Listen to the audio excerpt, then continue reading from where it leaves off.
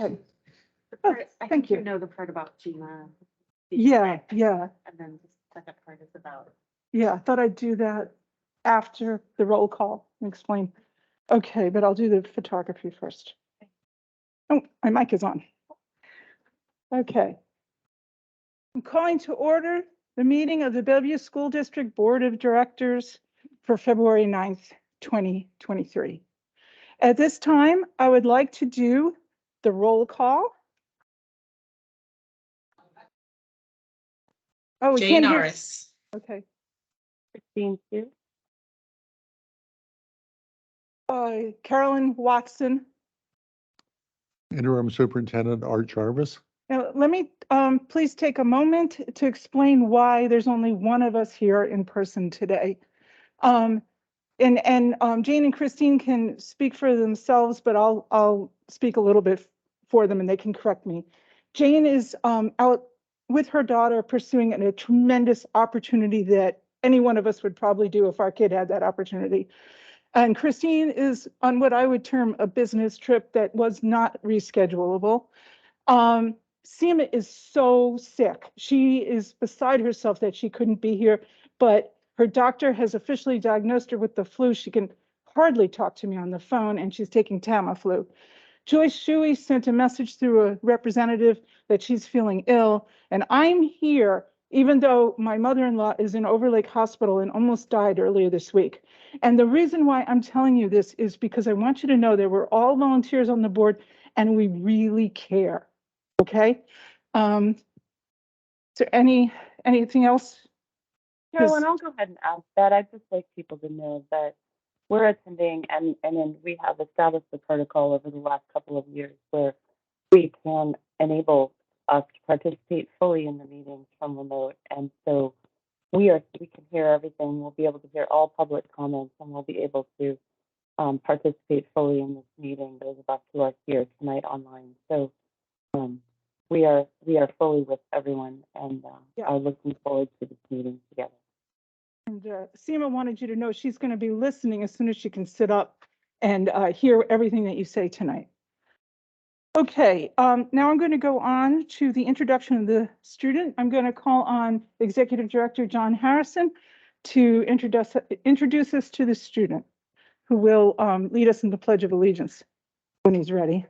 Thank you, Director Watson. Good evening, everybody. Gives me great pleasure tonight to introduce a gentleman from Sammamish High School. This is Jonathan Asensio. He is a sophomore at Sammamish High School. And Jonathan, you could come on up and he's going to lead us in the pledge.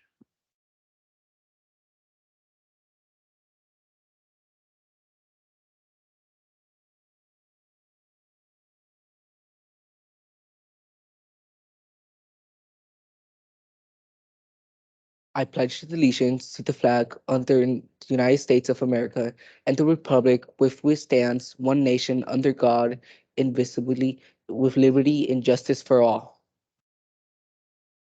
And now Jonathan will read the land acknowledgement. We acknowledge that we are on the indigenous land of the Saukli people who have reserved treaty rights to this land, specifically the Snoqualmie and Tuwashri, sorry if I mispronounced, tribe. We thank these recreates of this land who lived on and continue to live here since the immemorial. We reflect on this history concept that brings us to reside on this land, accept responsibilities to interrupt it, and we combined to an ongoing partnership with the Snoqualmie tribe as we listen to learn from them and lead with their guidelines, guidance. Now, Jonathan, we would really like to hear from you, like how things are going at Sammamish and what you would like to tell us as a student update. Sammamish is it's still Sammamish. It's I like it. It's a community for me. And a main reason I wanted to talk about today, at least for me, it's one of my personal experiences is that I've gone to a BSD school since kindergarten, and I can still not spell or read at times. And it isn't that I wasn't taught or I just goofed off. It's that I'm multilingual. I speak Spanish and English, and it was really hard for me when it's a class of 20, maybe 30 kids, and I have to still learn Spanish and English at the same time. And I never got that one-on-one that I needed by teachers or stuff like that. I was never able to get a tutor to help me in English, and I was into dual language most of all the way up to my 6th grade in at Highland. And so when I got out of it, I was just put into regular English classes that kind of just wiggled my way around, kind of past them somehow. And I still took some reading lab class so I can at least learn how to read a bit more. But then when COVID hit, that distance became farther and farther away. That when high school came, it was way harder to wiggle my way around the classes, specifically English. And I'm missing some credits of English already. But that doesn't mean that I don't know what we're doing in class, because I know what we're doing. And it sometimes I know more than my friends, and they tell me stop being lazy, just spell it, but I just can't. And it's something that I want to talk about, that some kids learn differently from the entire class. Some kids are just better at one-on-one interactions about certain topics, and some kids just wiggled their way around school, passing it until COVID hit, and now it's harder, and they're missing some credits because of that. And that's all going to be for me. Well, thank you for so much for sharing that. I think that might have been difficult to share, and I do hope that the administrators will be able to take some action on that for you. Okay, Thank you. so thank you for reading us.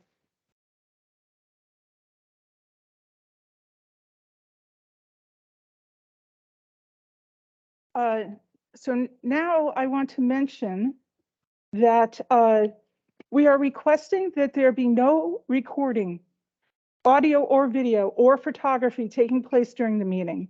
In addition, students are present in the meeting, and the study session is being streamed, and the recording will be publicly available. And so that's a thing, we never put students out on the internet, right?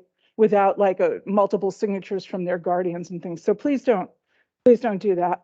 And now I would like to go on to talk about the acknowledgements for this month's meeting. I think we all know it's African American Heritage Month, Black History Month. It's also CTE Month, Music in Our Schools Month. And then on the 1st, it was National Freedom Day. On the 5th, it was Lantern Festival. On the 6th through 10th, it's National School Counseling Week. On the 17th, it's National PTA Founders Day. On the 18th is Maha Shivaratri, the festival for Lord Shiva. Then we have the 20th is President's Day. 22nd, National School Bus Driver Day. 22nd is also Ash Wednesday. And then from the 25th to the 1st of March, it's Ayam Iha, which is a Baha festival of giving. And then we have from the 27th to March 3rd, we have Public Schools Week. So, okay, and now I'd like to go on to see, I would like to move that we approve tonight's agenda. Do I have a second? I can second. This is Christine. Is there any discussion? No. Okay, hearing no discussion, I'll say all in favor of approving tonight's agenda? Aye. Aye. Thank you. And Carolyn, I would like to call out that we have extended the time for public comment because we know that the topic for consideration tonight is one that we want to continue. to hear from our community on while we go through this process. Sure. We're going to do the consent agenda next, yes, but that was a good point. We have really extended the public comments. It's usually like 20 minutes. Tonight it's going to be 50 minutes, so we hope to hear from many people. Okay, so right now I'm going to call, I think, for a motion to approve the consent agenda. Or maybe I'll move to approve the consent agenda and see if somebody will second it. We can second that. Okay. Is there any discussion on the consent agenda? No. Okay. So all in favor of the consent agenda, say aye. Aye. Aye. Aye. Okay, the consent agenda is approved. That was a lot of minutes from before and so forth. You can see it online. Okay, now we're going to go to the superintendent update. I'm going to hand it over to Superintendent Art Jarvis and his staff to explain to us what they want to tell us. Thank you, Acting President Watson.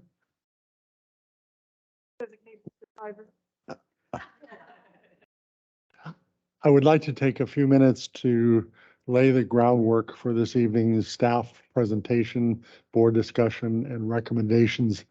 I appreciate that this is a stressful and difficult topic for the community and the staff. I also appreciate the immense importance of this undertaking for the health of the Bellevue School District. And in that vein, I want to start my comments with a brief history. All of us remember the date of March 12th, 2020 as the day the schools closed for the pandemic.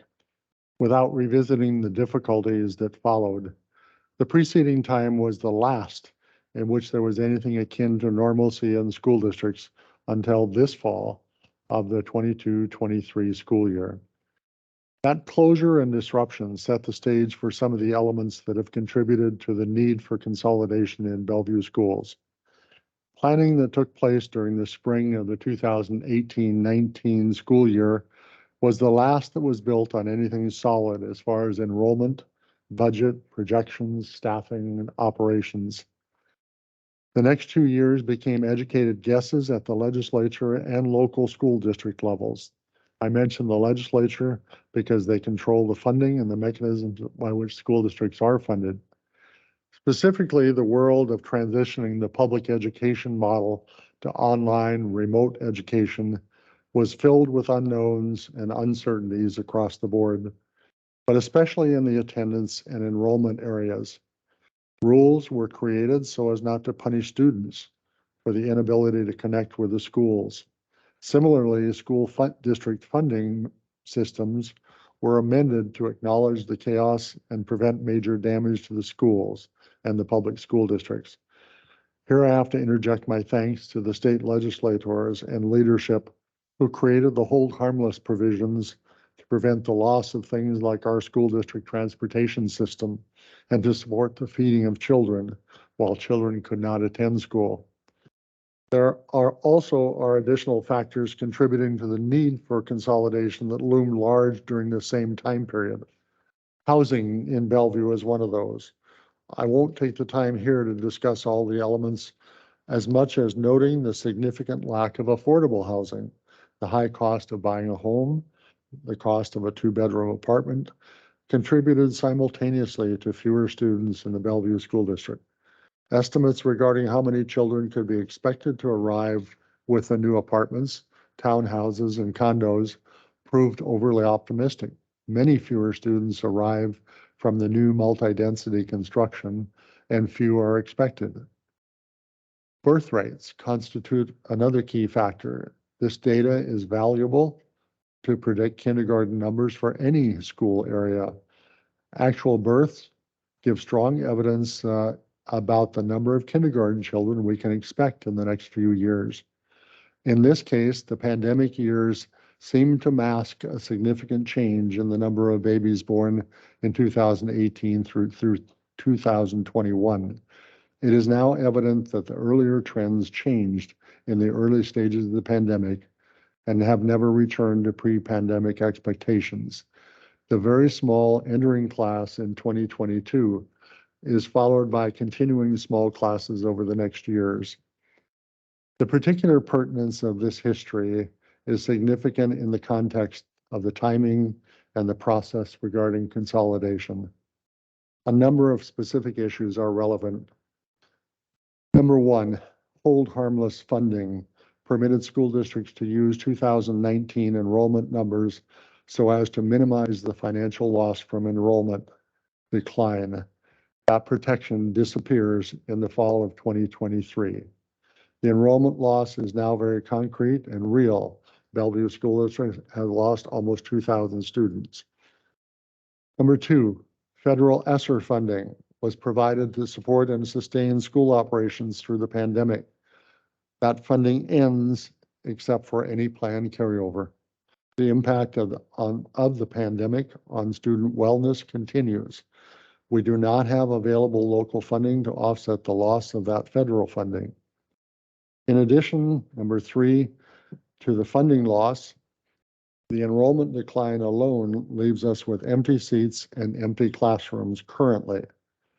In the elementary schools in Bellevue, there's a surplus approaching 3,000 seats, which translates to over 100 empty classrooms or more today, this year. We do not need 18 elementary schools at the moment or in this next decade. Number four, the pandemic years were filled with uncertainty. Among the uncertainties was the question, how many students will return to the public schools when the pandemic is over? October of 2023, this October, provided the answer, and the enrollment figures could be trusted at that time for the first time in 3 years. Projections could be made with confidence. One example of that answer, the entering kindergarten enrollment, is at 1,100 students, while we graduate 1,650 students. The net loss this year and each subsequent year is 400 to 600 students per year, predominantly at the elementary level for the next 4 years. Actual kindergarten enrollments, number five, can easily translate to projected first, second, and third grade enrollments over the next 3 years. As a result, each grade level will see the smallest enrollments in recent history, and each elementary school will shrink, with the exception of those program placements that could be fixed in number.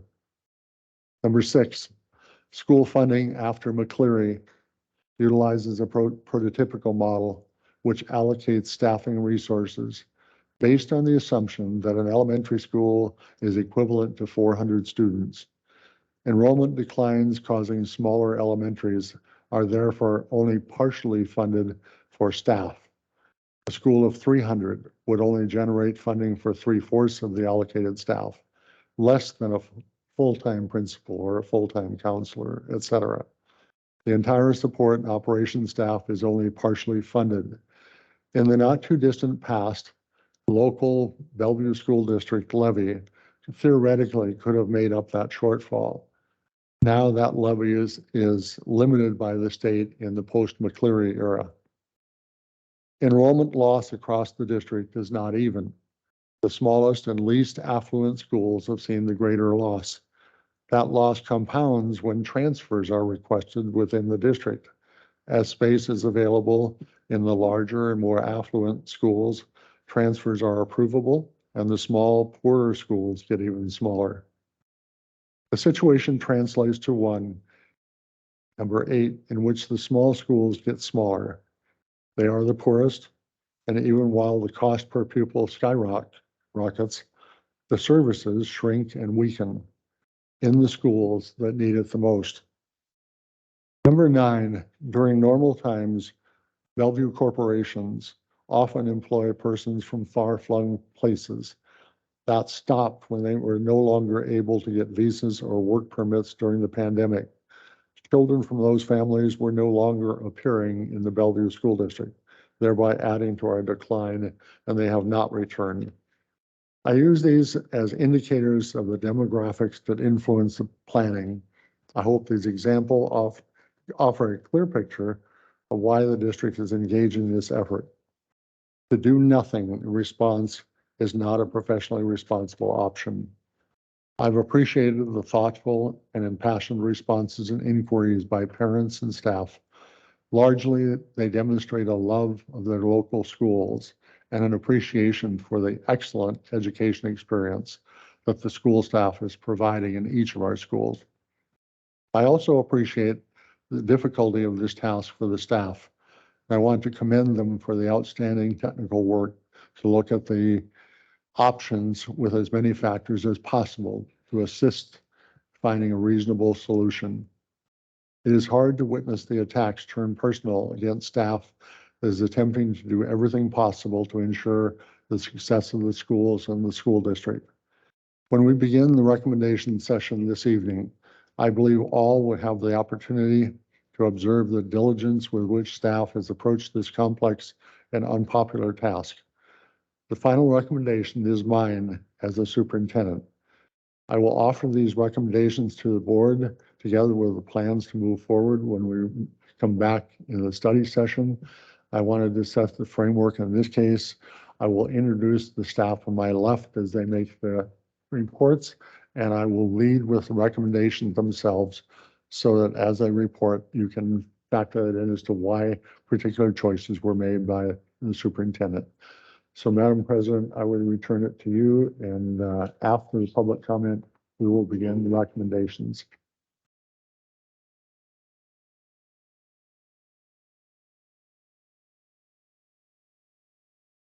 Okay, yeah, sorry. I was reading the, what I have to say before public comment, and I got a little distracted by it. Okay, so now it's time for public comment, and I'm gonna read to you the guidelines for it, and I'm gonna try to summarize it a little bit so we don't have to read everything. It's up there. So we're gonna have public comment. We're gonna have 50 minutes of it instead of 20 minutes of it, because we know there's a lot of people we want to hear. We're going to ask you to keep your comments at 2 minutes, and we may have to, end you at 2 minutes so that we can get as many people in as possible. And then we ask you to make sure that your comments are not libelous or slanderous and don't invade people's privacy, and then aren't indecent or obscene. They don't violate school district policy on harassment, intimidation, bullying, and do not incite an unlawful act on school premises or violate a school regulation or create a disruption of the orderly operation of the board meeting. With all that said, and you can always email us at our email address, board@bsd.com. .org, sorry. And I was going to add one more thing, which is I am the immunocompromised board member. So if you could, if you don't have to, it's not a rule, but if you would, as a personal favor to me, wear a mask when you come up to the microphone. I'm over here in the corner, trying to be far away. All right, thank you. Thank you. If you do need a mask, I've got a box of them right here. So we're going to advance the slide in just a moment with a list of public commenters. I will start by saying that if you are online and you registered to make public comment, please hit the raise hand button now so that we can see you in the list. I will also say that due to our extended time tonight, we do have some spots open for public comment. If you are online and you haven't registered to make public comment but would like to, please hit the raise hand button now. If you are in the room and would like to make public comment but haven't registered to do so, please come see me at the desk and we'll talk quietly while folks are at the microphone. So I'll call up our first in-person commenter. Anne, will you please come up?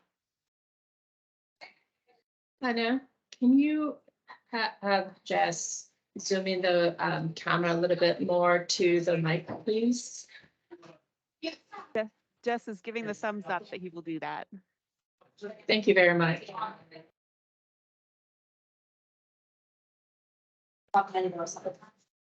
you. I'm just gonna.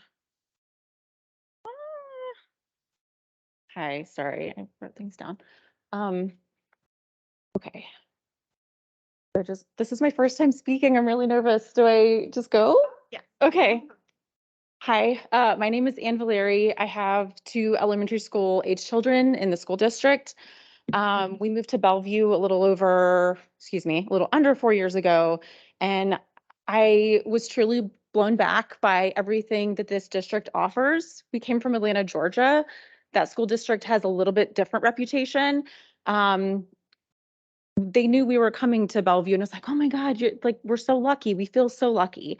One thing that could be said about that school district is I felt my child could go to any elementary school in the district and get the same programs, support, extracurriculars, extra offerings, everything. It was equitable across the school district.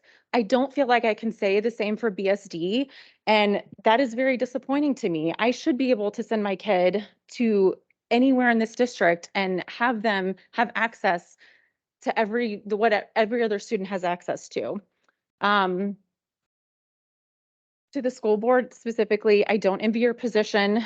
I know we've all heard the data. We know we're in a tough position. You walked into a lot of things that you don't have control over. What you do have control over is the progression of this process. You can stop asking 5 to 12-year-old children to fix the budget, to make up for budget deficits, and not just every 5 to 12-year-old children at 3 specific elementary schools. Asking them to fix this is not equitable. It's not right. If a family gets put on a budget, you don't let some kids keep ordering steak and whatever else and tell other kids that you have to order off the value menu. You tell everybody, we're on a budget. We are tightening it across the board. We're not going to make some people suffer while other people have no changes whatsoever. The children at these 3 elementary schools are worthy of your time, your consideration, your pause, any other option except this. We need more options besides this. Thank you.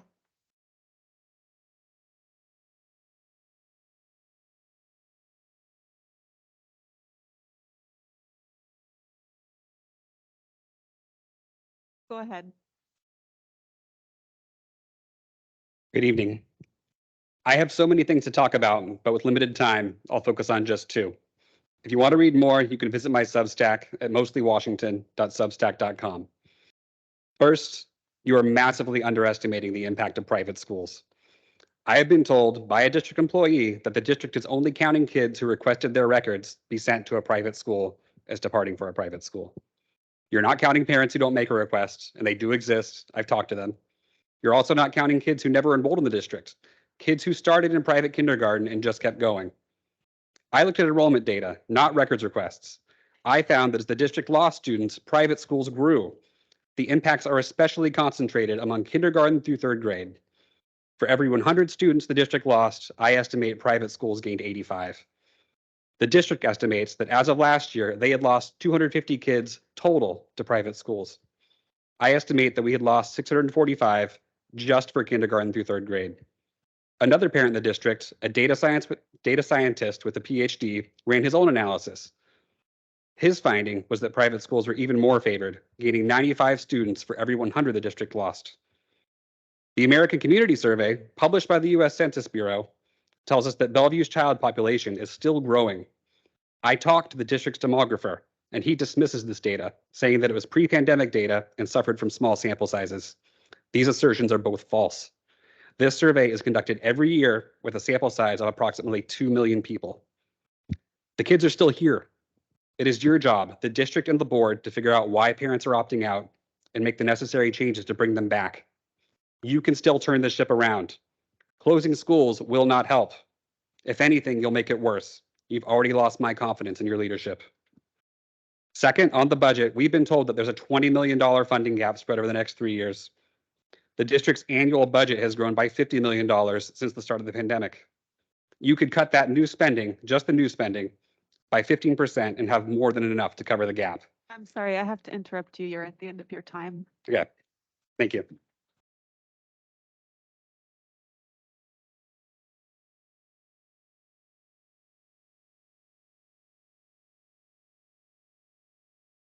Hello, board members. My name is Doug Klink, and I have 3 students in the district, 1 in high school, 1 in middle, and 1 in elementary school. At the January 26th board meeting, the annual plan progress on student well-being report was presented to the board. The goal of the presentation was to inform the board of the successful efforts to improve student well-being. a goal included in the district's strategic plan for 2018 through 23 and measured using the Panorama Survey. The report to the board celebrated significant progress to improve these competencies across grade levels, with the most significant progress made at the elementary levels. Analyzing the data presented in the report submitted to the board, the most significant gains in social emotional learning scores were reported during 2021 and 2022. For grades 3 through 5, 78% of students reported a favorable sense of belonging compared to 74% in 2019. Non-English learners increased from 75 to 79%. Low income increased from 68 to 74%, and those identifying as Black or Hispanic increased from 64 to 74%. Among the social emotional competencies from fall 2020 to 22, students reported an increase in social emotional development for grades 3 through 5, showing favorable responses for self-management, which improved from 76 to 79%, social awareness 73% to 76%, self-efficacy 62 to 68%, and emotional regulation 52 to 58%. When these plans and goals were created in 2018, we didn't know exactly what was going to be happening over the next few years. We should really celebrate the teachers and the staff for these results. However, the board should consider the potential impact of closing or consolidating elementary schools, because when these studies were conducted, there was a lower student to teacher ratio. Teaching SEL skills is something that is different than math or science. It arises from personal interactions in between teachers, in between students, things that these are soft skills that can be taught through conversation, role playing, and interpretation by a teacher. If we close or consolidate elementary schools and we increase the student and teacher ratio in these areas, the gains that we observed in the Panorama Survey will be at risk. The student sorry, I population have most to- in need of increasing teacher and staff interaction are students in these areas of Bellevue that we're considering that will be impacted. The students in these okay, thank you.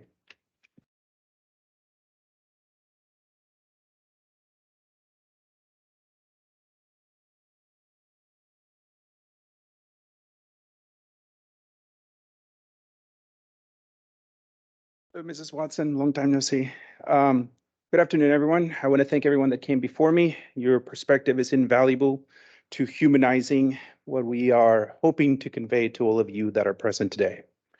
The use of data and statistics is crucial in decision making, but we must also understand that its limitations and the biases that an analyst imbues into that data.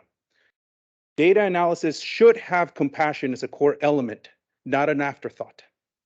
A value increment in one of your columns could mean my child not getting the quality of education that a child in Medina is getting.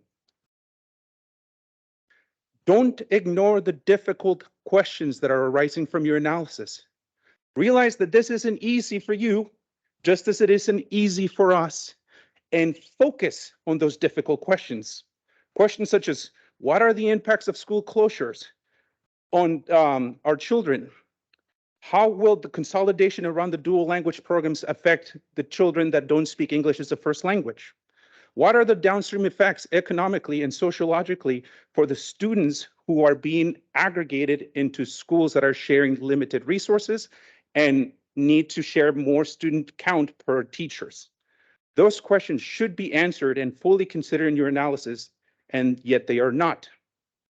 Up to this point, you worked very hard at doing a bad job at communicating what you are doing and at receiving feedback from the community. You know you can do better. We know you can do better, and we're asking you to do better. I implore you, stop with the bad negotiation techniques. Schedule windows of times that aren't around vacations when parents aren't able to participate. Stop issuing poor quality information that verges on propaganda. Slow down, be transparent, and communicate more. That's what we are asking from you. Thank you. That's a very good point to end on.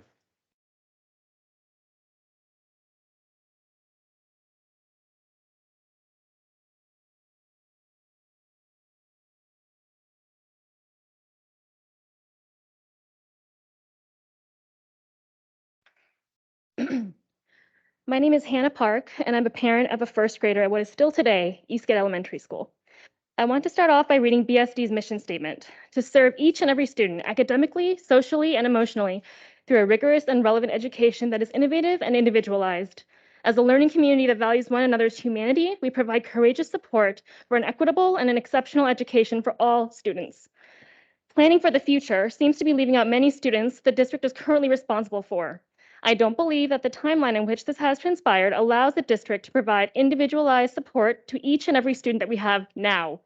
I have heard a lot about preserving the future of our district and very little about the potential academic, social, and emotional impact on our students.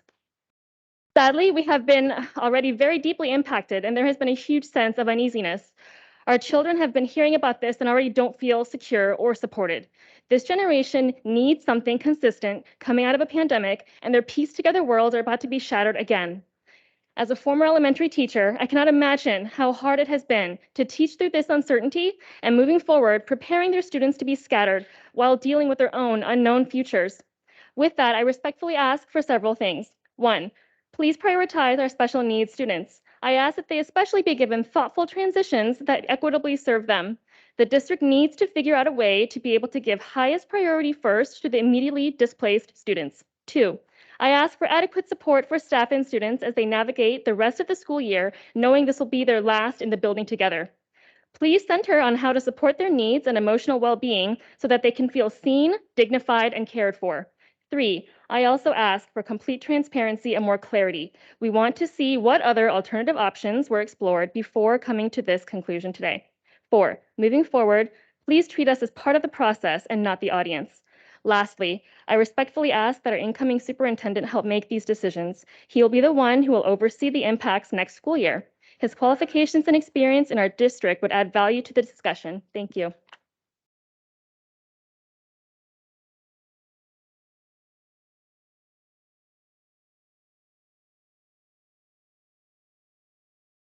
As a community, we have responded heroically to your request for engagement. We have made this crisis the focus of our lives since the planning for our future discussion began, and it abruptly turned into the closure of our schools.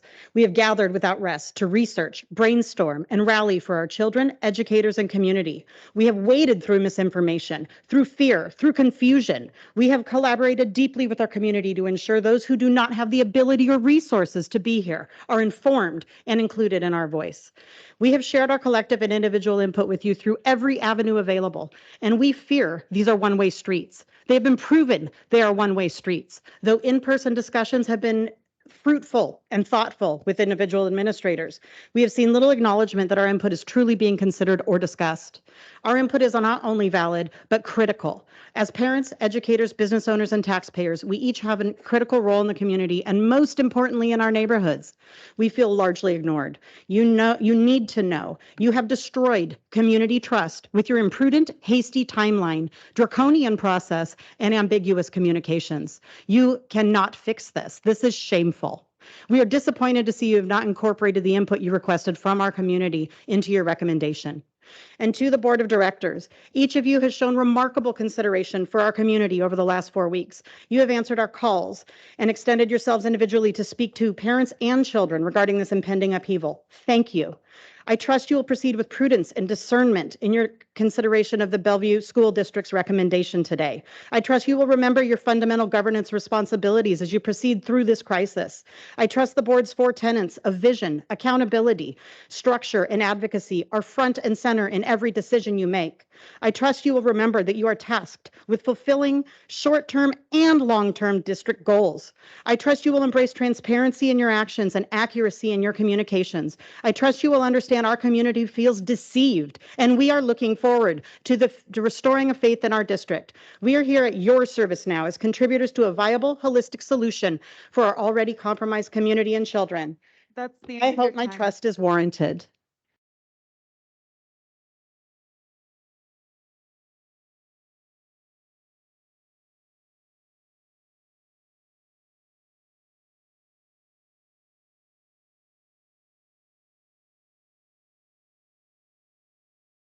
All right, this isn't my first time. I'm back yet again because again, you guys have failed to do anything that any of the parents or the concerned committee have asked you to do. I was here 2 weeks ago and I heard many parents give you guys many proposals to avoid school closures.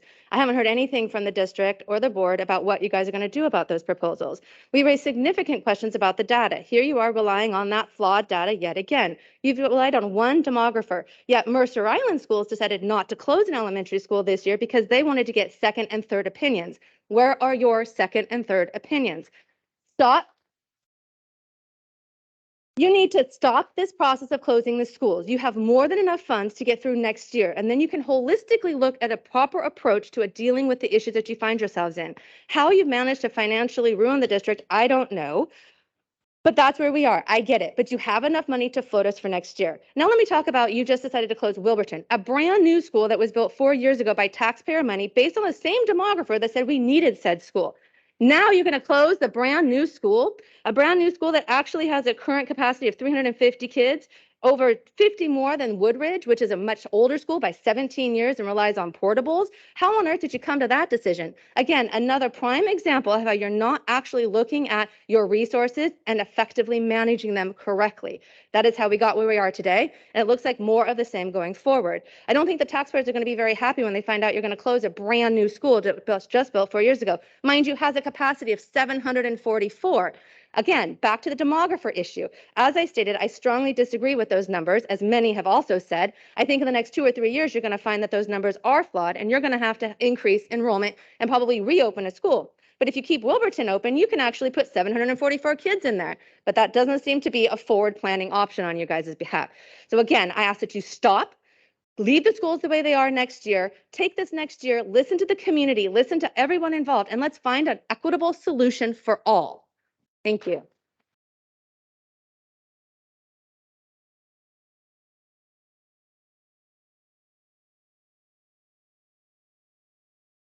Thank you for taking even more of your time to hear additional public comment tonight.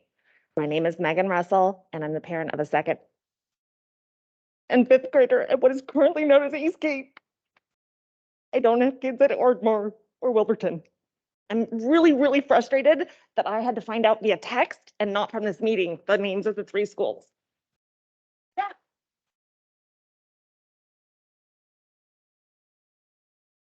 As this process continues, I ask you, the school board, along with district leadership and incoming superintendent, to keep the following in mind with respect to the hundreds of kids whose world is crumbling due to today's recommendation.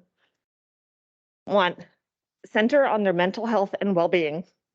2, prioritize special education and inclusion. 3, address the academic gaps that will likely be increased as teachers, staff, and administration focus on integrating students and programs from multiple schools. 4, take extra care of the most vulnerable. And 5, figure out how to provide joy and connection to these kids, although first they need to feel safe and supported. And finally, please don't use Dr. Jarvis as a scapegoat for the consequences of this decision. Thank you.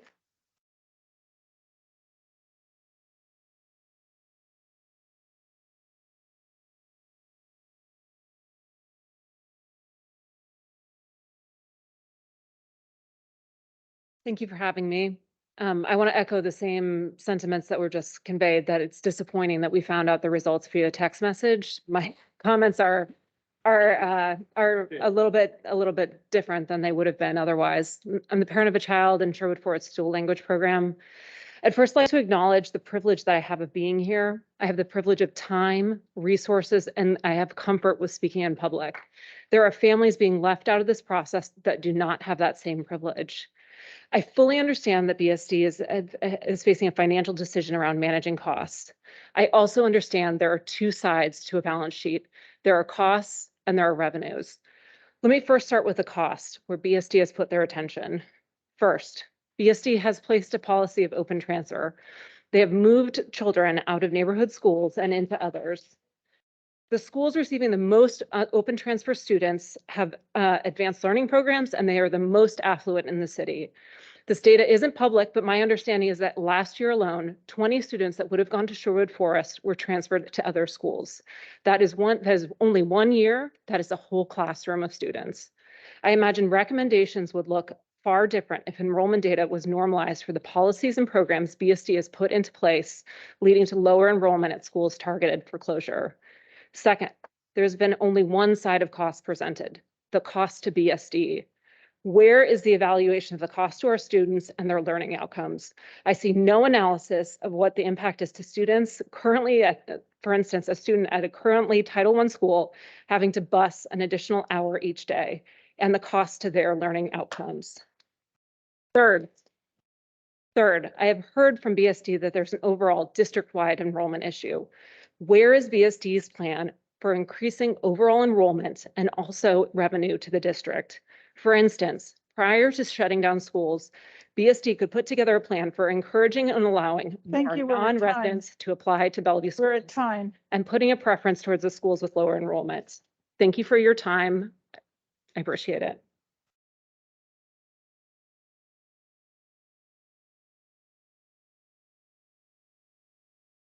Is Lindsay Hartzell still with us?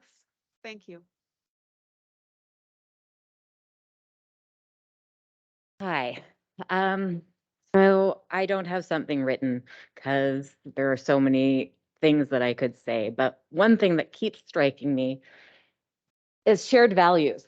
You sit under something that says integrity. We earn trust through consistently and accountably following through on our commitments and by acknowledging and addressing our shortfalls. There has been no integrity in this process. I don't know how the Bellevue School District can stand there and say, we're sorry, all our predictions were wrong. We couldn't have foreseen this. Things are out of our hands. And then say, oh, but the next 10 years, we've totally got that. Have complete faith in us because we know what we're doing here. It's ludicrous. It's ludicrous that there's no accountability. There has been no one saying, this is what the district did wrong. It's all about outside circumstances, which means you guys don't actually have any power. You're just at the whim of circumstances, and that is not okay. And I don't know how you expect us to have any faith in you when obviously the work you've been doing has led us here. It's not by magic we're here. The people working at the district have gotten us to a place where 85 out of 100 students leave the public schools to go to private. That's not because of what the schools are doing individually. That's because of what the district is giving them to work with. I just found out that my school, Eastgate, is going to be closed. We have an Olympic program there, and I don't think it's even been acknowledged what it's going to do to these neurodiverse kids being completely disrupted. This plan is ableist and does not take into account the different levels of needs that kids need. And Eastgate is really in a great position to continue to help neurodivergent kids if only you invest instead of divest in our children.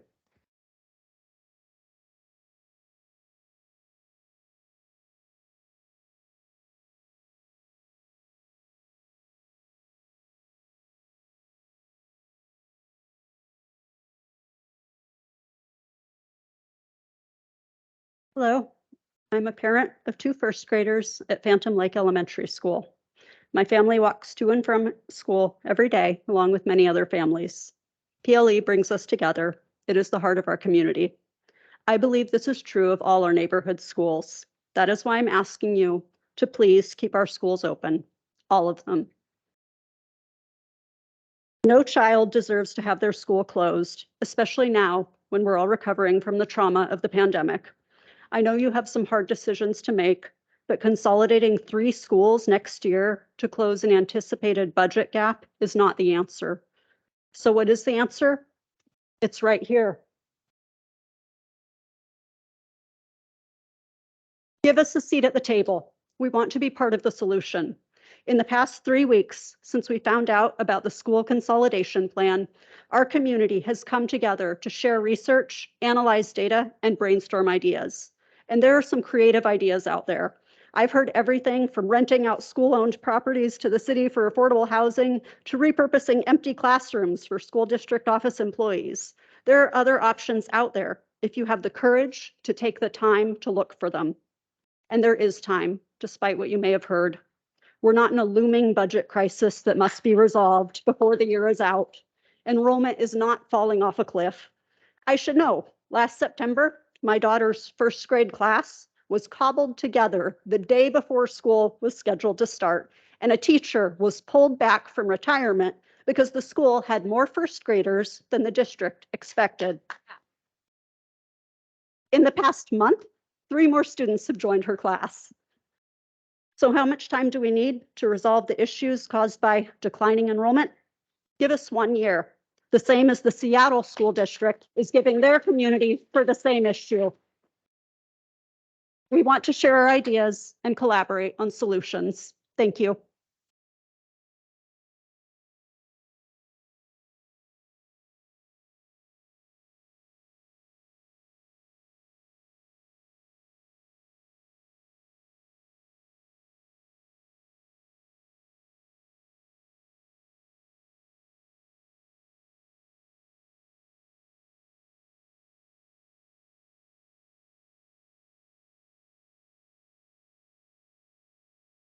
Thank you for the opportunity to speak today.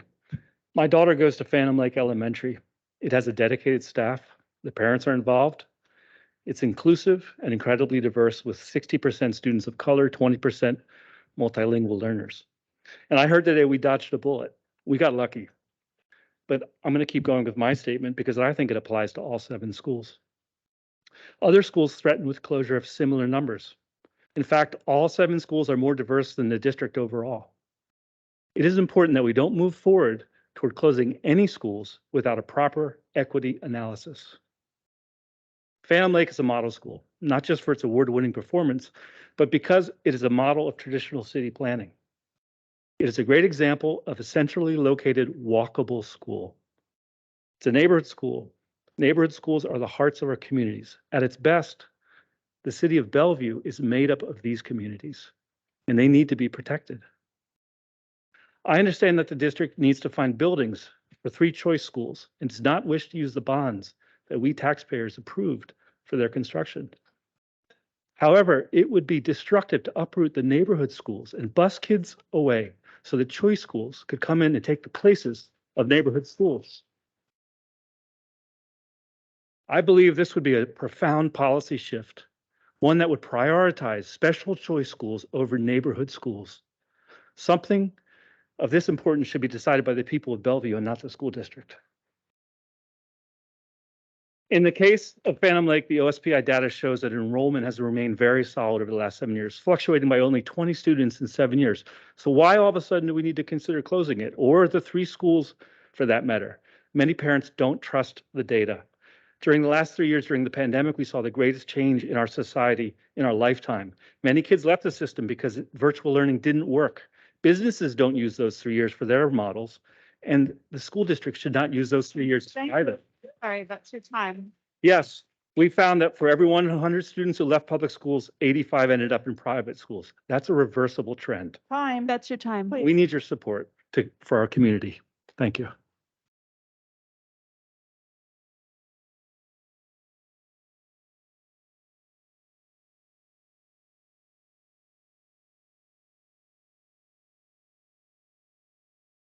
Good afternoon. My name is Dr. Stuart Reynolds. I second what Brandon said. I looked over his data. So I also pulled the data from OSPI, and I was the person who found, 95 students were gained by private for every 100 that BSD lost. Brandon also looked into that, and he found that birth rates. Okay, so birth rates are going down, but also we have much higher inward migration. There's many, many causal factors that the modeling has not considered that a Colorado demographer may have missed. The loss to private school matters because now the loss to private, the causes of the loss to private are reversed. Private schools are looking much less affordable now than they did during COVID. We have layoffs, high mortgage rates, low stock values. And now we have parents who haven't yet experienced the same public school dissatisfaction as those who fled to private during COVID. And it matters because the loss to private makes this a temporary issue and an equity issue. And equity is something that the state cares very much about. So take this new information and run to your state representatives. Go with the other districts facing closures. Ask them for temporary extensions of the hold harmless provisions and funding to help keep continuity of staffs and buildings until enrollment settles. Tell them about public school families who pay so much to live and work here, and how much of the tax money from the 900 square foot $1 million homes goes out of the city, and remind them of how little comes back to service for education. Tell them about Bellevue and how our success has caused inward migration of families and the displacement that causes.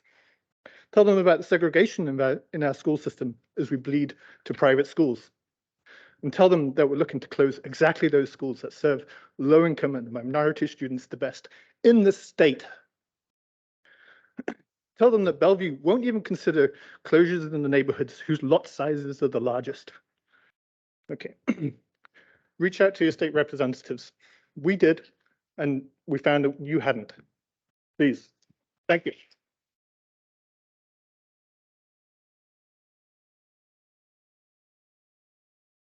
Okay, we're going to be, I think, moving into online. Hannah, Ms. Worth will let us know, but I would like to comment that if anybody didn't get enough time, like they were in the middle of saying something and I called time on them, please email that to board@bsd.org, please. Thank you.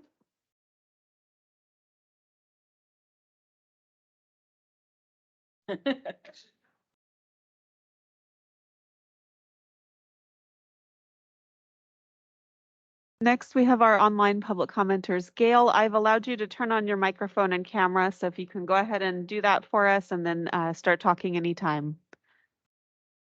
Wonderful, thank you. BSD better walk their talk by not making cuts in these positions that support students' well-being, social, emotional, and mental health, not the proposals of the district to bring armed police officers into our schools.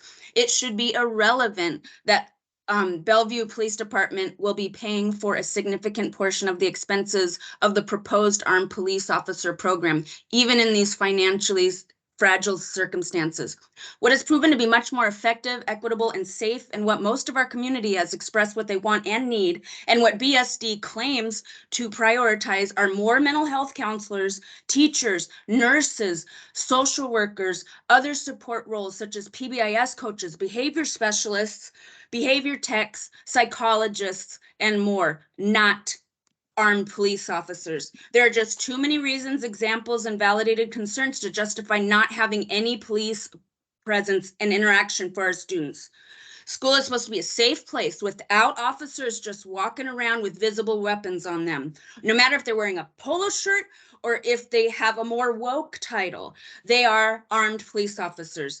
The district has historically been performative in their decisions and actions in regards to their stated priorities, as well as racial justice, racial equity, addressing and taking action in regards to systemic racism and education, and more. So they need to prioritize our students' safety, mental and emotional development and health, especially of our BIPOC students and families. Despite the areas of improvement identified by the district's own surveys of staff, students, and families, which list the top areas of need for improvement, including transparency between the schools and the central office, staff in all roles being seen, heard, and valued and appreciated, and the continued commitment to supports for students in social emotional learning and mental health. Why are the positions that make the least money and Gail, work you're out of directly with time. the I'm students? sorry, I have to interrupt you. Cut Thank from you. the top, y'all. Cut from the fat cats on top. Leah, you've got mic and camera enabled, so please turn those on and start talking when you're ready. My name is Leah Klug, and I'm the mother of 2 Eastgate Elementary School students, and my oldest daughter has autism. In January of 2020, we didn't know the pandemic was coming, but we were already planning to move from Seattle to Bellevue. We were selling our house to find a better school for our daughter with autism. In Seattle, she was sent to the principal's office almost every day of kindergarten. In first grade, they took away the money for her special education teacher, and she was sent to the art room when she needed to calm down. Her test scores were far below grade level, and we kept hearing as soon as her behaviors are under control, she will probably do better, but we couldn't find better. I sent an email to my husband. I found it today. In January of 2020, after researching all the East Side school districts, Lake Washington, Issaquah, Bellevue, I called everyone. I called the districts. I shared specifically about the Olympic program in a school called Eastgate. We sold our house and took everything we had and bought a home here during the pandemic. And our daughter, who is struggling so hard with online learning, we found Miss Terry of the Olympic program at Eastgate. Miss Terry's a special education teacher who works with students in the Olympic program and students like mine who have autism and depend on the experience of Olympic program staff and paras to support them to join regular classrooms. I have a picture of my kid from Boost in the cool down corner Miss Terry created for her, a space where she could feel safe, could participate, and could be a part of a school for the first time without being in the principal's office or a effing art room. For the first time, my child had teachers who understood her needs, and at Eastgate, for the first time, my kid progressed academically, socially, and emotionally. We haven't had to go to the emergency room as often, and she reads at the 97th percentile now. She's at grade level for math. This is what the Eastgate program did for my family. Thank you. Thank you for sharing that. Please do something for our kids. This program, this plan. The director, Jeff Jorgensen, agreed with us special ed parents at the meeting scheduled at the same time as this meeting 2 weeks ago that he's worried about the timeline. He could not guarantee a safe transition for our kids. Please stop this process until you can create a safe transition for my kids, or I know where I'll send my emergency department bills. Thank you, Leah. You're at time now. And as Director Watson has said tonight, everyone is welcome to email thoughts to board@bsd405.org and to share public comments at future meetings as well. Next up on the list is Tanya Rizzo. So Tanya, I've given you the ability to unmute your mic and your camera when you're ready. Great, thank you. I'm at work, so if okay, I'm going to leave my camera off. So I want to acknowledge, and I haven't heard or received an email on what schools are being closed, but my heart goes out to any family who lose their community school. Children, as we know, have frequently been harmed the most, and this remains the case throughout the pandemic. It is hard for many of us to understand how we can trust the new data in unprecedented times, especially in lieu of a new school being built in the last decade based on old data. In addition, information for cuts to administration have not been relayed that I have seen. The current costs and how that compares to comparable districts in the country should be relayed for transparency, as well as the planned cuts. Has this enrollment data been normalized for exclusion of intertransfer programs for these decisions to better understand?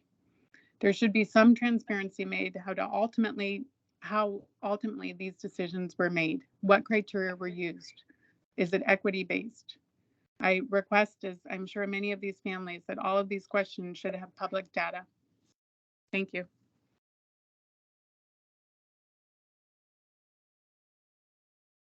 Thank you. Thank you. Next up, I have Lauren Jensen. And Lauren, I've enabled your camera and microphone, but you'll need to turn them on. There you are. Go ahead. Hi, thank you. I'm Lauren Jensen. I'm currently a teacher librarian at Wilburton Elementary. I sort of ironically came from Clyde Hill Elementary, which, as many of you know, 5 years ago, redrew lines when Wilburton was created. So many families from Clyde Hill came to create Wilburton, which is a thriving community of teachers and families and students today. And if Wilburton were to consolidate, many of those same families would have to relocate again to a different neighborhood school. And I just want to reiterate, I've heard a lot of, talk about the issue of enrollment and declining enrollment. And I know that closing 3 schools to then potentially rent out to choice schools, independent schools, charter schools, that is going to decrease student enrollment, right? And that is going to pull from Bellevue numbers. So that's a concern that I have too. And then finally, I just want to say that as a librarian, the time it takes for us to research, purchase, curate, and process books for our collection, just to have one book in our library, that process can often take longer than the process from a teacher perspective and how long it's taking for us to know, right, if our school's consolidating. And that's just heartbreaking for me that that these families and these kids, there's less time in that thought, right, than books. So that's all. Thank you for listening. Thank you.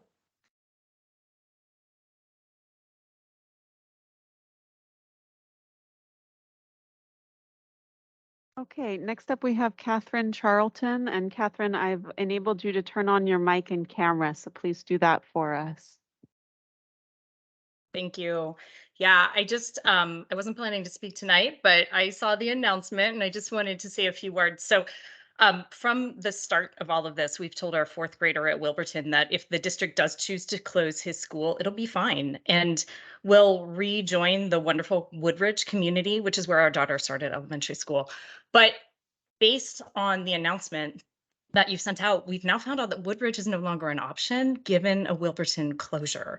So, and this is a change, right, from your own recommendations. So our 9-year-old will now travel as far to his elementary school as our middle schooler does. And Anatay and Clyde Hill, which are both wonderful communities, are also 8 a.m. start times. And so I look to next year and I look to my 6th grader this year who gets on a bus in the dark, in the rain at 7 a.m. And I wonder if my 5th grader is going to have that same experience because the closest existing community school to Wilburton is no longer on the table.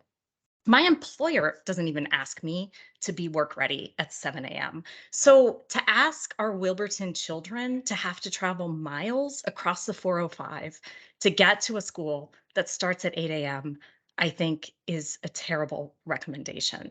So I hope you consider a change. I want to say that we've always supported and understand the situation, and we support the reality of a Wilburton closure as a family. But I hope that you reconsider and allow all families to have access to neighborhood schools. Thank you. Thank you. So next up, Betty Murphy is in the room with us. I'm going to invite her up to the microphone. Yes, hi. My name is Betty Murphy. My daughter went to Phantom Lake, and currently my grandson goes to Phantom Lake. So obviously I was very concerned when this news came down in January. I didn't plan to speak tonight, so I don't feel very prepared, and I also feel very nervous. I think what prompted me to speak was hearing from you tonight, Dr. Jarvis, when you laid out what set the stage for consolidation. Up until this point, you know, I've met some wonderful parents that I wouldn't have met otherwise. And I've seen people engaged with statistics and with emotion, with common sense and with ideas. And up until like, I don't know, about 4:45, I thought that this was still a decision that was being considered. I'm not sure I feel that way now. It feels like the decision had already been made, and these good people have put their energy, their emotion, their time, their statistical background, everything they have to try to persuade the board to please slow down. I understand there's a financial crisis. I don't believe it's imminent that we have to close schools for the coming year. So I would just please, I appreciate looking at you right now that I feel like everybody's listening, but I've been sitting right there. And there was much of this evening when I didn't feel like people were really listening in this room. I hope that's not the case. I hope everybody is listening. Thank you.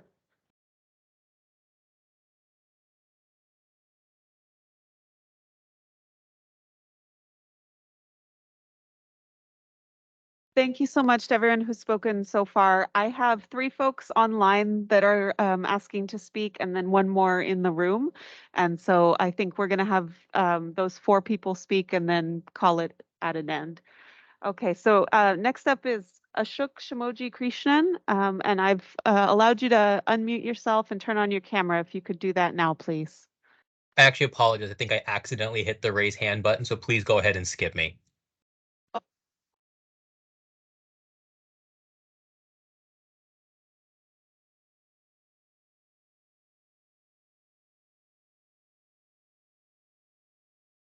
Oh, sorry. Please go ahead, Becca, when you're ready. Oh, perfect.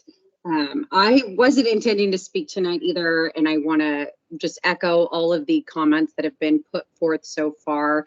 And I want to add some other things that haven't been brought up. Is this the best move for Bellevue School District? Closing schools, neighborhood schools, has been proven to decrease property values. Taxpayers will be less likely to approve future bonds and levies when they feel blindsided by BSD. I know I certainly would. If we want to remain the best school district in the state and a sought after location, we cannot make a move like this without putting more time and thought into it. You know, the staff at my kids' school feel incredibly disrespected because they were not consulted or included in the process in any way. I've heard from many staff members that won't be returning next year, no matter what happens, because they're offended by the way the district has treated them, and that's where they draw their line. Is this the way we want to treat people who literally held the district together during COVID? You know, like they held our families together, these teachers. It's not fair that we are treating them like this. And I want to add that, you know, during the community forums, you know, there were lots of people there, and there was 1 or 2 here or there that it felt like were listening. But for the most part, the responses I received was, I hear what you're saying, but, and it felt very patronizing, and it didn't feel like the district was really there to listen and be inclusive of our ideas. $20 million is about 5% of BSD's annual budget, which corporations cut back all the time. Cut it for next year and let us come up with a 1-year plan of how we can incorporate the middle school changes and the elementary school changes that need to happen. Thank you.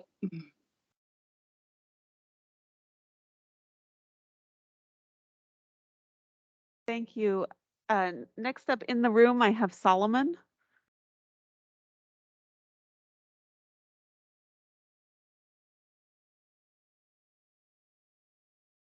Hi, everyone. Can you hear me? I wasn't planning to speak tonight, but this morning when my daughter left for school, she asked me, Mommy, this is the day they will be making a decision. Can we pray again? I told her we prayed enough. We're late for school. Let's go now. But a couple of weeks ago, I spoke with Miss Lissa, and I asked for the 3 criteria that will close the 3 schools. And she gave me those 3 criteria. None of them was in our school. But tonight, our school is closing. What are we going to do? What are we going to tell our kids? Don't let these kids cry on you, please. Don't. Don't close our school. This is our backyard. Wilburton is a brand new school. We have amazing students, amazing teachers, amazing community. Don't do this to our kids. We talk about Bellevue School District's funds mental health after the fact. What are you going to do about this one? Thank you.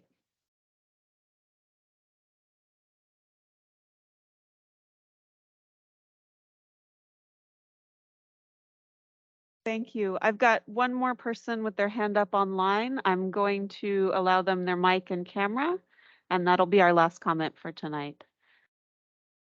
So please go ahead when you're ready.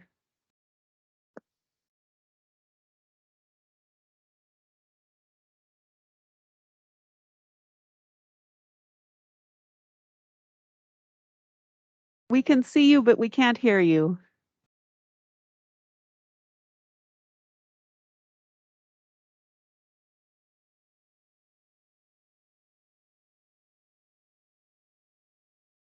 Sorry, we still can't hear you.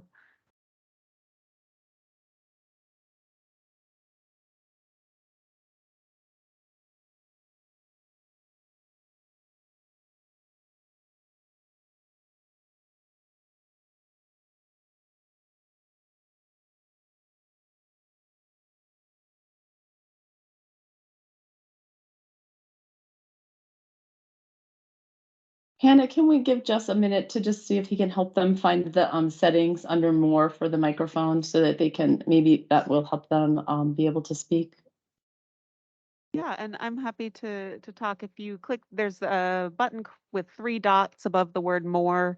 And if you click that, and then it'll give you options for settings. And there's a device settings under that that might help out. And we're happy to be patient. We know that sometimes technology gets in the way of what we want to say.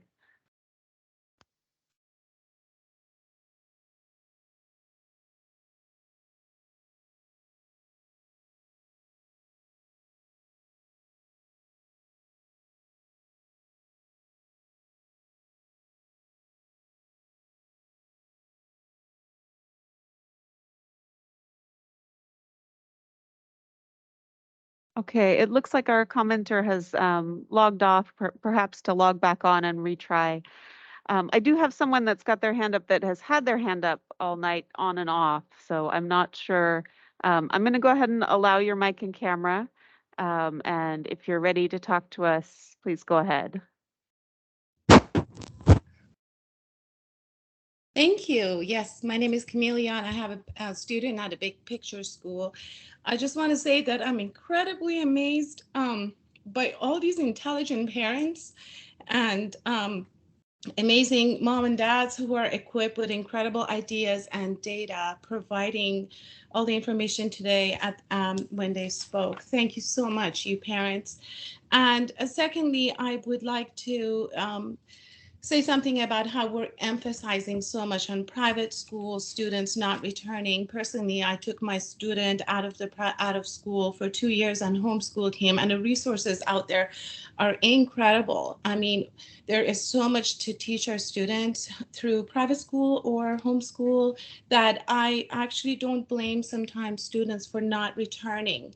And provided that we have this incredible buildings and amenities and very well built new engineered equipment, why are we not considering more discussions and involvement with parents, and perhaps looking into ways that we can better our education system. We are so pleased to be a part of Big Picture School. It has been an amazing experience for us. Coming from a homeschool environment, it has been an amazing change. And I can just see so many other students benefit from the programs that Big Picture offers. And I feel that our amazing schools in Bellevue can do so much better instead of just shutting down. We can provide more to our students. We can incorporate our parent involvement, and we can, instead of closing down, we can offer better education that would bring our students to a happier phase, and then that would increase our enrollment and population. Thank you.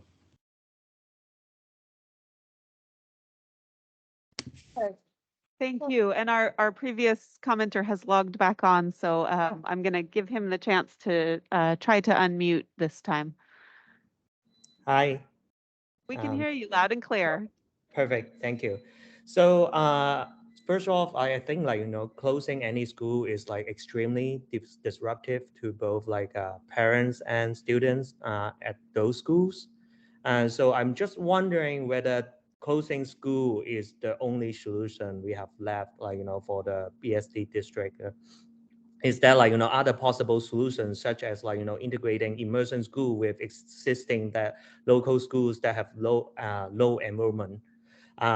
So maybe if you can combine them together, moving the choice school to some of the those local schools with no enrollment number, you could utilize the resource better. So I'm just not, obviously that is one proposal, but I'm just wondering if closing school is the only solution, if there other alternatives, because I think that closing school is probably the worst solution to tackle the problem.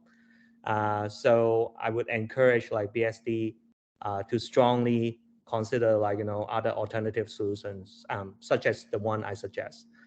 Thank you. Thank you. Okay, well, thank you to everybody for your comments. And I was glad we were able to hear many of them, and I don't, that we didn't leave a lot of people not being able to speak. So that's great.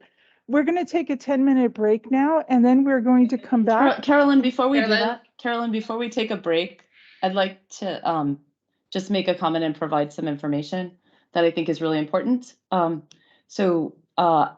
First of all, thank you to everybody who came out. I echo Carolyn's appreciation for the people both online and in the room tonight. This is a really hard thing, and your taking time out to be here is exactly reflective of why it's so important to do this together. Everyone has a voice and something to offer, and your participation is greatly appreciated. And I really care deeply about hearing what you have to say, and I appreciate you. I also wanted to provide information. Someone had commented about whether or not we are coordinating with our legislators, and I coordinate with Director Aris regularly with our legislators, and we meet with them, and we have been talking with them about everything from enrollment stabilization, which doesn't seem feasible this year, to helping with special education funding, to helping with a variety of different funding counselors and mental health and well-being, as was also commented on. We are working on all those things, and we're also trying to coordinate with some of the other groups, other advocacy groups in our area, both other school districts and also our own PTSA, to get funds from state legislature and also federal funding that would help us fill in some gaps. So the more that, please do talk to those folks, but I want you to know that we are talking to them.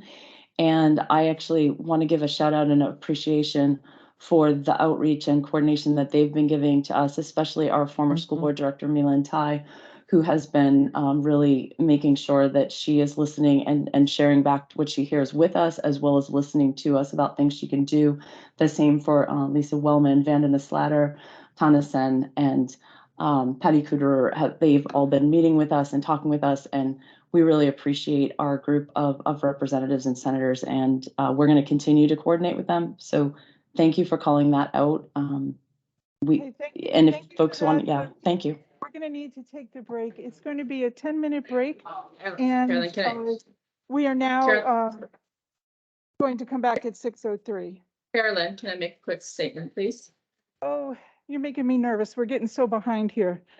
We don't usually respond to public comment. I understand, but this is rather a special moment in our school district, and so I'd like to make a comment. For a couple of things as information in addition to what Christine has shared. I think it's important to communicate as much information as possible, and this is one of those moments I think we need to do the due diligence. We're going to have time in just a little bit during director discussion. This is not for the. Let me just give me just a 1 minute, please. First of all, I want to say thank you very much for everyone who showed up today to make comments. As people sitting on the internet, we can't hear the applause or any of those or side comments. So we could only hear the people who are talking into the microphones. So I just want to put that out there. And secondly, I also want to say thank you for all of those who, and I apologize that we are putting everyone through such hard process, but I thank you for putting your heart and energy and thoughts and working with us on this. It is not easy for you. It is not easy for our children. It's not easy for any one of us. And I thank all the staff and all of this in our schools who's made every school special. Um, the, in addition to what Christine has mentioned regarding working with our legislators, we have also tried to reach out to our city council to work on housing and what other ways we could try to make this more beneficial to our school district. So if there are many avenues that may not be obvious, but we have been having many discussions to try to gear out and be creative in ways to make less of an adverse impact on our community and more of a positive impact on our community. But I welcome more comments and suggestions. So thank you. Okay, we'll be back now at 6:05.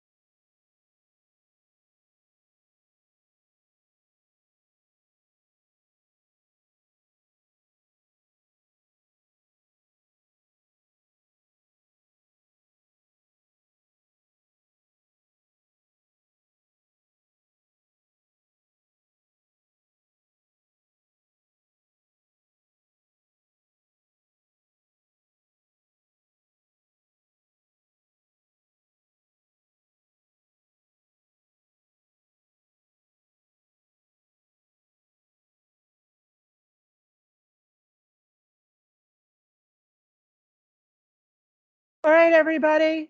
We're going to have this study session now, and I think you're going to find it interesting. So if we could all kind of be quiet, sit down, we could get started.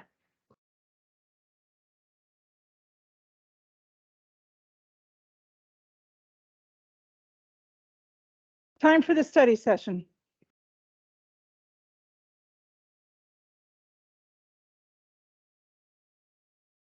Acting President Watson, thank you.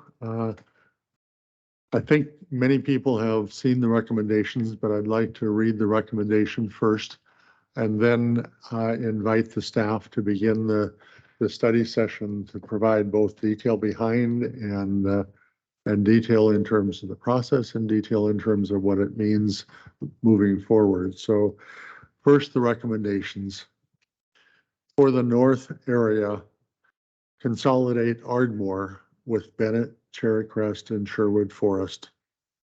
For the south area, consolidate Eastgate with Spirit Ridge and Somerset, reallocating advanced learning from Spirit Ridge to Woodridge. And thirdly, for the Midwest area, consolidate Wilburton with Clyde Hill and Ennetai. So for each of those, that would mean that the student body at Ardmore, Eastgate, and Wilburton would be transferred to those schools mentioned.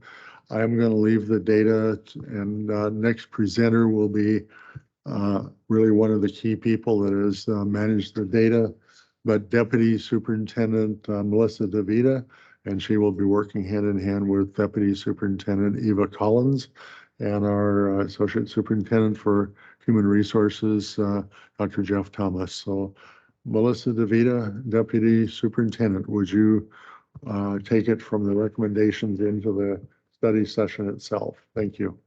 Thank you, Dr. Jarvis. Good evening, board. Can you go ahead and flip one more, please? Thank you. So we have provided you with a report that provides a significant amount of data and the specifics behind each recommendation and the alternatives that were considered. But really, this decision is about people, and we would like to talk about our school communities and things beyond that data tonight, and really how special every school community is. We'll also discuss the recommendation and the data behind these recommendations. And finally, we will end with the path forward, including the engagement plan and timeline for that engagement. Next slide. We've discussed our problem quite a bit and the issues it causes with school sizes, our ability to provide ongoing services at smaller schools, and the impact on our revenue stream. We are taking a three-pronged approach to address this decline. One is increasing enrollment through innovative programs, open enrollment from other districts, adjusting our spending, and then right-sizing our schools to match our enrollment. We're not alone in facing these issues. Just on February 6th, the Seattle Times put out an article regarding Seattle Public Schools and their need to consolidate schools to maintain resources. This year, they are actually taking some of their schools and making them programs so that they will not have a principal in the building and an administrator in another building will be running those schools. Issaquah has already cut $29 million between this year and last year out of their budget, and they will be making additional cuts going into 23-24. Their reductions to date have included counselors, CTE programs, instructional coaches. They've suspended all curriculum adoptions, and they will be cutting more services moving into next year. Other districts are even facing these challenges right now. Shoreline School District has $1 million budgeted to have left in their reserves at the end of this school year, which is less than 1 day of expenses. And so we are not alone in facing these, but we're trying to address them head on in order to keep us from facing some of those challenges that others are facing. Next slide, please. Deputy Director Collins. Thank you. So as Melissa was saying that we had looked at a lot of data, but we knew that there's more to our schools, obviously, than the data that we were looking at. And so after months of looking at school data, including the building capacity and the enrollment trends, we spent some time at each school attending staff meetings and conducting community open houses and reading the many written comments we received through emails, surveys, reflections from students. And we want to thank our students, staff, families, and community for sharing with us all that makes their school special. And these presentations and information shared was heard, and it was impactful in decision making. We're really proud of our learning communities, and we hope you understand that this is not an easy decision, nor one that we enjoy making. At the staff meetings, each school staff shared with us data they are proud of, as well as many stories and information to be considered. My camera's not on, but that's okay. So, for example, this is a slide. This includes some information that was given to us from a variety of the schools, from their staff meetings, and the overwhelming consensus is that staff care deeply about their school. Next slide, please. Each elementary school engaged students in a variety of ways, and we received a number of reflections from students where they shared what's special about their school and just considerations and ideas they have. And every reflection we read expressed how much our students love their teachers, their friends, and their schools.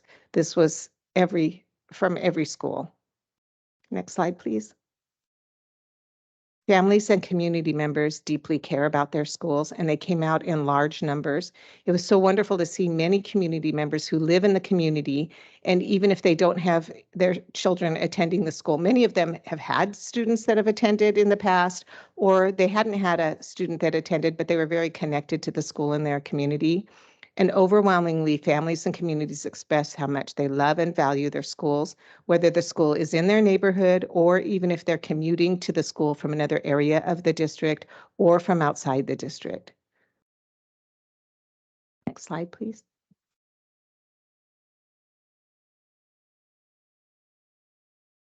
We analyzed the enrollment and options by region, and we used 3 different regions: the North, the Midwest, and the South region.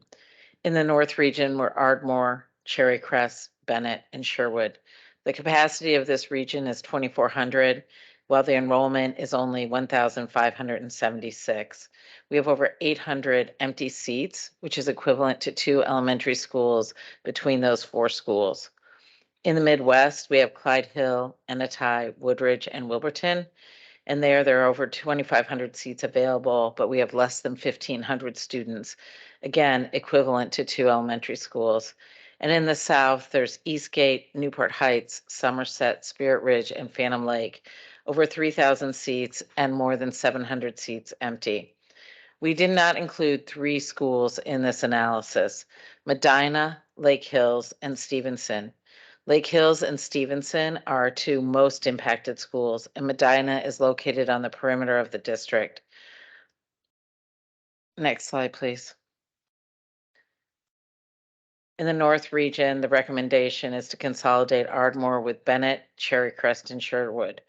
Ardmore's enrollment is forecast to be 293 next year, and 88 families have asked to open transfer out of Ardmore. Open transfer is a state law. We cannot not do open transfers.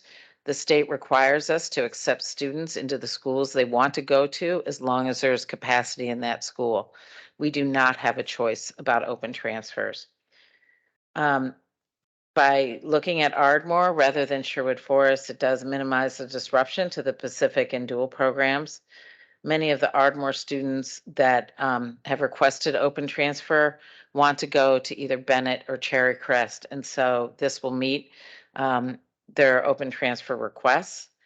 And while we're looking at new programs for Ardmore, we are looking at a phased transition process, so not necessarily closing that school. And we're also providing access and priority to Ardmore area families to stay at Ardmore. With open transfer, though, Ardmore could drop to 205 students, and literally have only 13 kindergartners moving into next year. So their enrollment is at a level where it's very hard to provide support and services with class sizes of 13. Do you want to comment on? It might be a little confusing on what you just said about Ardmore. Okay, go ahead. Okay, so I think what you were saying, Melissa, you were trying to describe that we could consider a phased in approach to Ardmore consolidating with other schools. Correct. And that, so it might not happen this fall, depending on how our numbers shake out after we complete the open transfer process. And so that we can take more time with that school. Correct. Correct. And perhaps put some programs there to build up the student population there. Correct. Sorry, I was confusing on that. In the Midwest region, we're talking about consolidating Wilburton with Clyde Hill and Ennetai. Wilburton's enrollment for the attendance area is only 262. They have a significant number of students that are out of district. Ennetai and Clyde Hill would be recapturing enrollment from these areas. Students would split almost evenly between Ennetai and Clyde Hill. And there would be no capacity issues at these receiving schools. Both Ennetai and Wilburton are inclusive practice schools, and staff have been trained on inclusive practices at both of them. I would also like to say that the schools impacted, we are providing open transfer to all families at the impacted schools. And so even though open transfer has closed, we will reopen it for anybody at the impacted schools who would like us to look at going to another school. And then anybody who's already applied for open transfer will be moved to the top of the list, and we will accommodate those first. In the South region, we're looking at consolidating Eastgate with Somerset and Spirit Ridge and relocating advanced learning programs from Spirit Ridge to Woodridge. Eastgate's enrollment is the most rapidly declining enrollment in the district. They have 31 students currently in their kindergarten, and they are forecasted to reach 200 students in 5 years. We will not be able to keep resources at that school which would impact their education. This option also provides a more centralized location for the advanced learning program. And with consolidation of these schools, our elementary capacity utilization on average will go from 68% right now to 79%, which still will leave room for growth and new educational programs.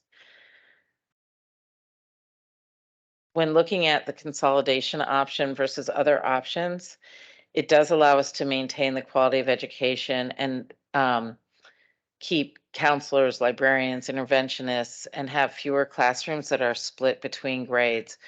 It allows us to maintain our quality of education and invest in innovation, new programs, and move the district forward as opposed to contracting and taking away things from students and schools.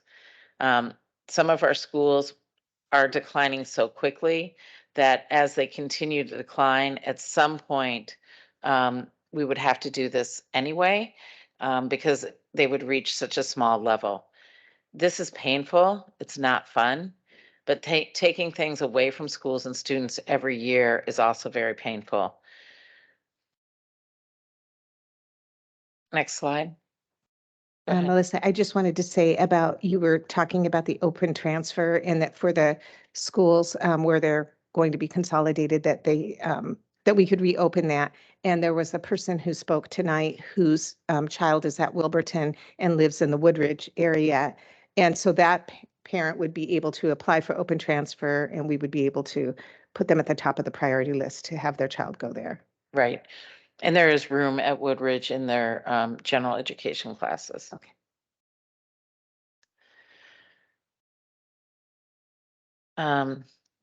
So this is really the start of the real process right now.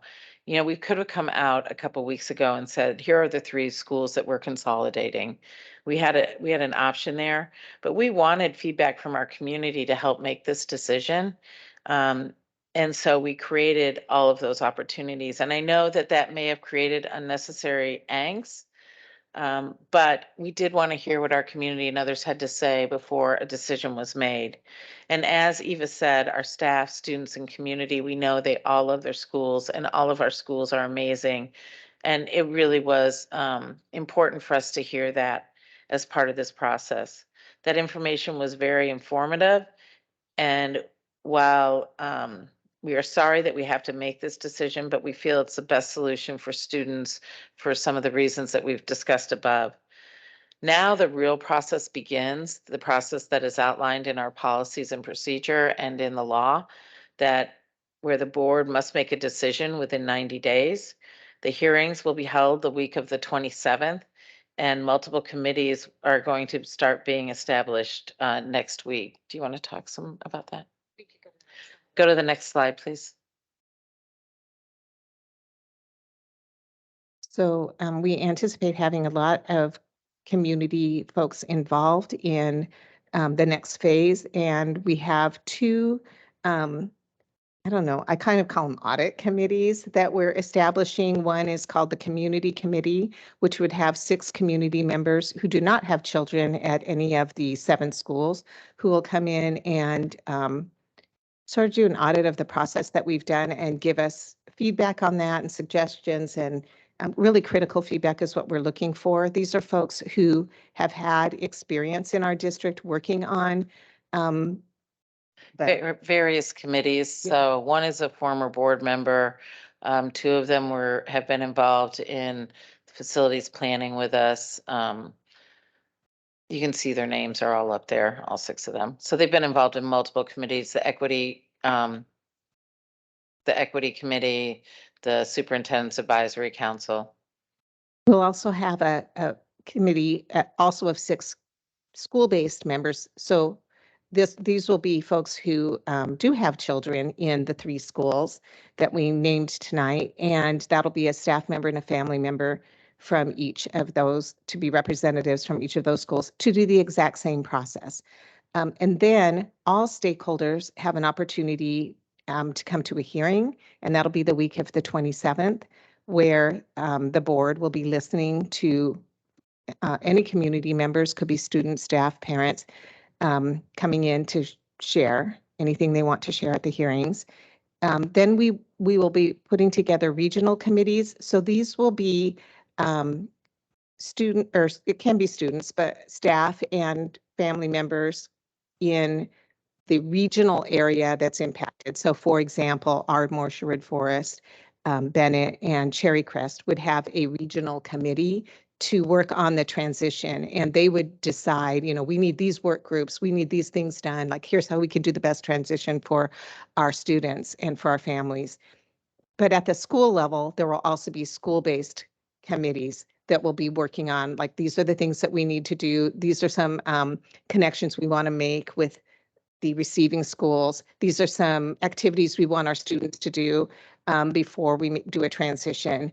And then we heard from folks who have students in the Olympic program, and for our programs such as the Olympic program, we will have a special focus group where they'll be involved in determining the placement of that program. So we are assuming the program would go with Eastgate students, but and make that transition, but we don't want to presume that that's the best.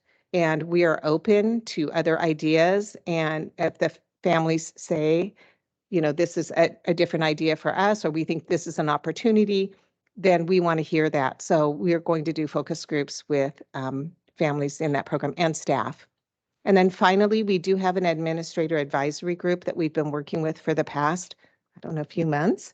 And we're going to continue to have an administrator advisory group that would include the administrators from the impacted schools, but also from human resources, from special education, from our multilingual department and advanced learning. Did I miss anything? I don't think so. Next slide, please.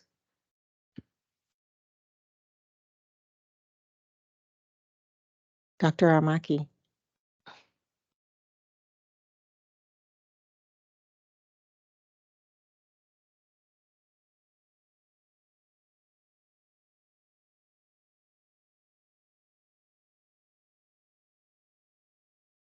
Okay, hi, everybody.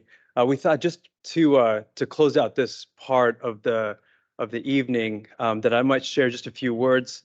I know that people have been asking kind of what my thoughts have been about this whole process and what my involvement is going to be. And so I just wanted to share real briefly just some thoughts with you. I want to start by saying that I am thankful for the outpouring of support from the community with my appointment to the superintendent position. And I am burdened by the challenges facing our district.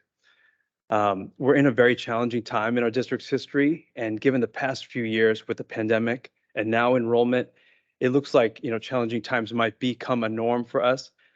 But no matter what the challenges are, I want you to know that I'm grateful to be the one to lead our community through this, because I'm going to do it with care and with thoughtful consideration of our staff, our families, and especially our kids. Although Dr. Jarvis is taking the lead on these decisions before July 1st, I clearly have a major stake in these decisions moving forward. I want to reassure the community that he and the district team are including me in the decision-making process.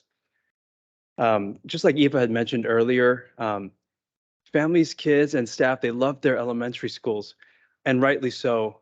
So many parents and staff have emailed me personally, sharing how much they love their community and how amazing their teachers are. And how the schools have been a source of hope for them, especially through the pandemic and in the healing after the pandemic. My daughter went to Sherwood Forest, and it has been heartbreaking for me to drive her to Interlake High School in the morning and to see the Save Our School signs in Spanish and in English outside of the school. I have a deep connection to the schools. I've heard from a number of families from the Eastgate Olympic program regarding the impact of COVID on their kids who are neurodiverse, and their worry about the increased impact that these decisions are likely to have on their kids who are neurodiverse and have a hard time with these kind of changes. And I just want those families to know that I hear them, and I'm thankful for them for reaching out and sharing this story with me. The affection and connection that parents are expressing about their schools is absolutely understandable and something to be celebrated. And the heartbreak and the loss that the communities are feeling right now is absolutely understandable. Having said that, the only reason that we would ask our community to endure all of this, to go through these challenges, to endure the heartbreak of having to have these conversations with their kids, is because the issue of declining enrollment is that serious and impactful, not just for the system as a whole, but for the individual schools too. When I was executive director over the elementary schools, including Sherwood Forest, every year I'd talk with the Spanish dual language teachers about whether we have enough kids to even sustain the dual language program at Sherwood Forest. And my daughter went through the dual language program, but every year it was less and less kids that were enrolling at the school.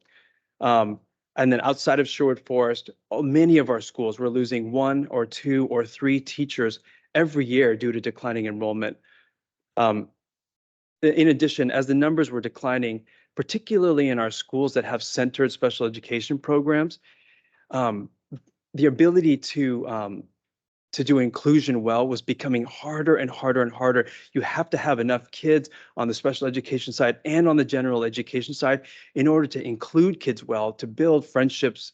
And so it became increasingly difficult to do that well. So you can see the impact is not just on the district and on the bottom line, but it is also impactful at the school level. I have been, over the past few months, I've been connecting with superintendents and district leaders from around this region to calibrate and make sure that what we're seeing is what other people are seeing too, because I think there's a lot of concern that maybe we're not triangulating our data and things like that. But what I want people to know is I'm hearing from people around the region that this is something that they are being impacted by as well. Their data, their demographers, their budgets are pointing to the same challenges. Many districts around us are starting with deep cuts this coming year, and then deep cuts the following year, and then they're going to consider consolidations. We know that we've been seeing that in the news. Even if that was an option for Bellevue, the things that we would have to look at cutting right now would include things that our kids desperately need, like mental health supports, counseling, nursing, reading interventionists, equitable supports and resources for the kids and communities that are in particular need, and the wide range of courses and electives that people have come to expect at our secondary schools. All of those things we would have to look at cutting. We'd also have to look at class size. And more than ever right now, we need to find ways to keep our class sizes small because our kids need that additional attention coming out of the pandemic. And the scary thing, I think, for me is even if we did make these deep cuts this year and we made those cuts again next year, we still would be at this point where we might have to look at consolidating schools. I know that there are other districts that are choosing this route, and I personally do not support that strategy, if at all possible, because of the overall negative impact over time that would have on our kids and our staff. Instead, if we can make these really hard decisions now, which means enduring loss and heartache in the near future, then we can set ourselves up over the next 10 years for a decade of stability, which would then promote innovation, equitable supports, thriving, success for kids, the bringing of people into the system. I wanted to talk about process because a lot of the emails that I've been seeing are about process. I know that a big concern within the community is not just about the decisions being made, but it's about the process, the timeline, our use of data, triangulation, all of those things. I've been hearing that loud and clear. The Superintendent Community Advisory Council that's made up of students, staff, parents, and community leaders, that is an issue for them as well. And they're working on a recommendation to me right now about what equitable and inclusive community engagement should look like in the Bellevue School District. I met with them yesterday and I asked them to keep doing this important work and to help me build a proposal for a BSD way of engaging families and community and what that should look like when we have big decisions like this to make. This has to be something that's built out with the community, that is communicated transparently, so that people have confidence in the process and the decisions we make. And that's for all kinds of decisions that are impactful to us, including hiring a superintendent, approving a strategic plan, or consolidating schools.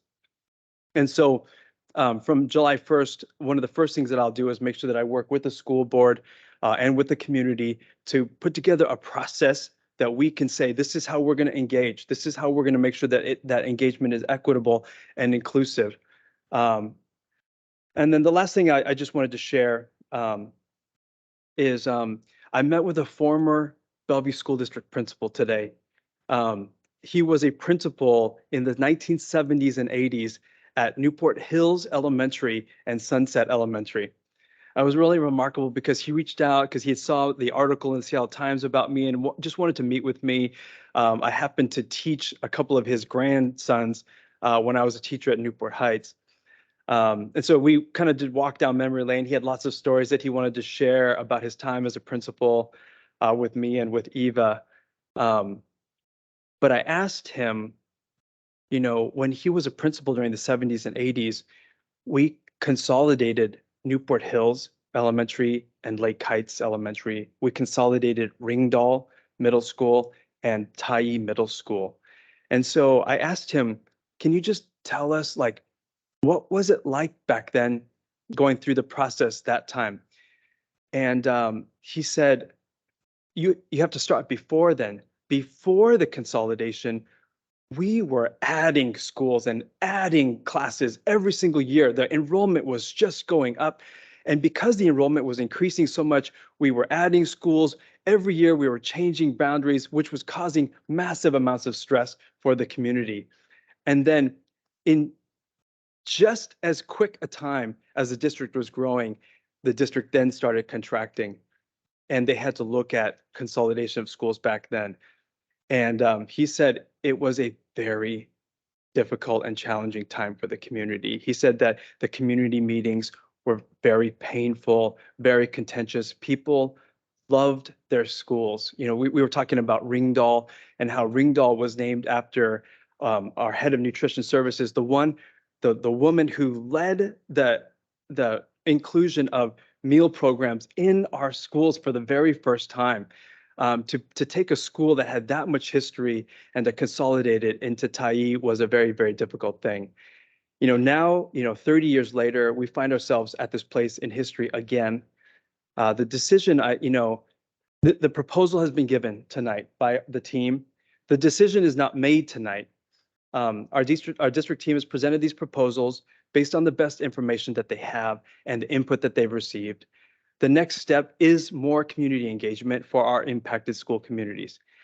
And I want the community to know, everyone who's here tonight, everybody who's online, and to all of our families, that we want and welcome the feedback in whatever form you want to give it, whether it's in emails or in public testimony, whether you can do it without emotion or whether it comes with tons of emotion. It doesn't matter how you give the feedback. We want your feedback. We need the feedback.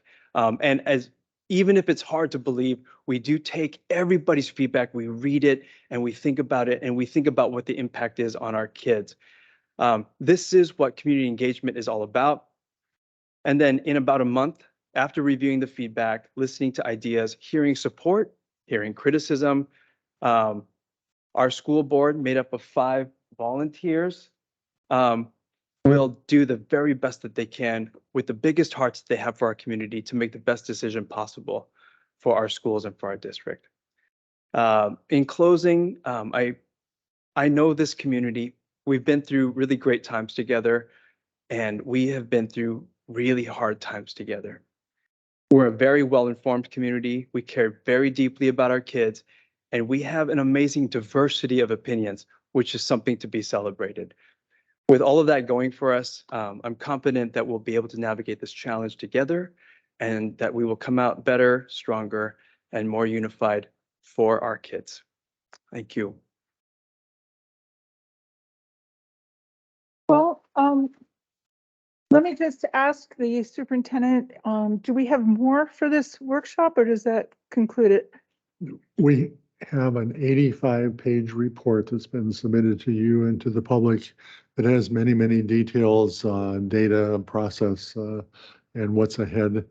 We recognize it's going to take people time to look at some of that and digest it and create questions. So we have proposed a future study session that would allow the board really to hear from the committees that Deputy Superintendent referred to, as well as have the board questions and try to answer that. We assume that while there may well be questions this evening, there will be time needed for anybody who's interested to digest the 85 pages, and it will certainly generate other questions and other need for information, but we would be available to try to answer or direct information seekers. Mainly would be to say we present this report to you, Director Watson, and the entire board and the community, and it contains a lot of data. Deputy DeVita, is there anything you want to say about the report in terms of board? Deputy Collins?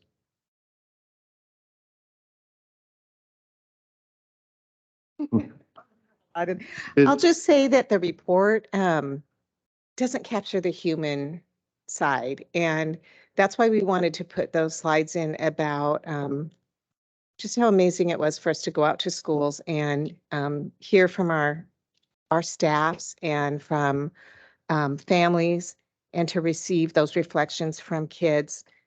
This report is a lot of data. It does not capture the human side, which also was very impactful in the conversations we had. Every day after we visited a school or had a community forum, we talked about it and we would say, oh, I had a parent say this to me, or somebody said this, we need to consider that. What can we do about that?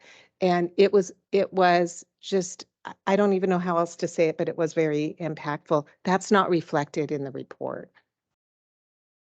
So we present you with the report and the recommendations and recognize the process really will continue and will go for quite some time, and will allow for the public, it will allow for the board, and we don't ask the board for any decision on the recommendations as much as to make it public and make it begin the process where we look formally at consolidation. So the 90 days in effect starts. Okay, so thank you for all of that information. And I think we're now moving into the director discussion part. We're a little bit early because I thought the workshop part was going to take a little longer, but so now we're open for director discussion. Where directors can share, typically it's anything in the last week or so that we've learned or feel the other directors can share, because you may know we're subject to the Open Public Meetings Act. So if I find something interesting, I can't just tell them. Waiting to see if they have anything they want to talk about. Well, I'll tell you one thing while we're thinking about things.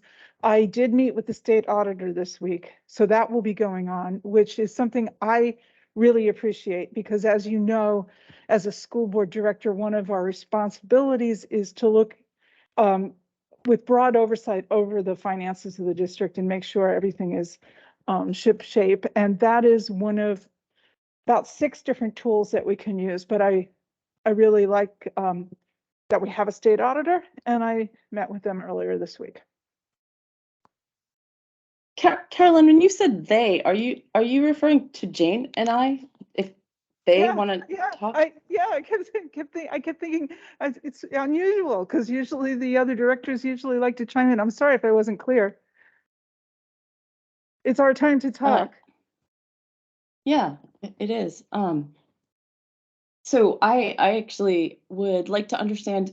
So usually in a study session, we ask a lot of questions and we get to kind of dig in and go a little deeper. Is there a reason that we're just getting a report and not having some time to like ask questions and clarify and kind of dig in so that we can prepare for next steps? From my standpoint, Director Chu, it really was just trying to, I guess, figure out what to do with two board members notified that they were ill and not being able to have a full board conversation. We're certainly prepared to try to answer questions and have that conversation.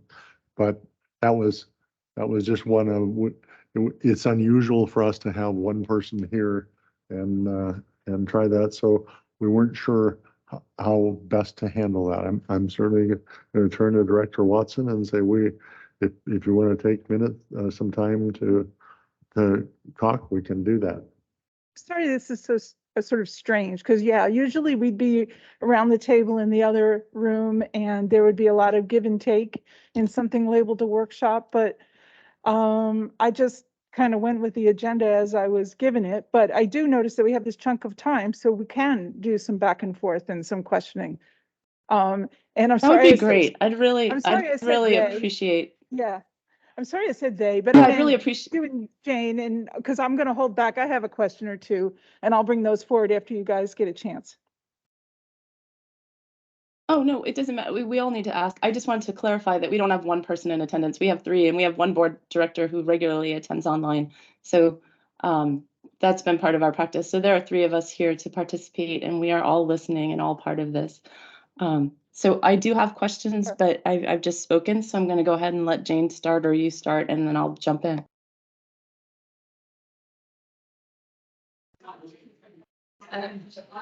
Thanks for clarifying that, Dr. Chu. I guess I think though we may not be there physically, we are present through our technology and have been listening and as we can to this device and looking as much as we can through this device.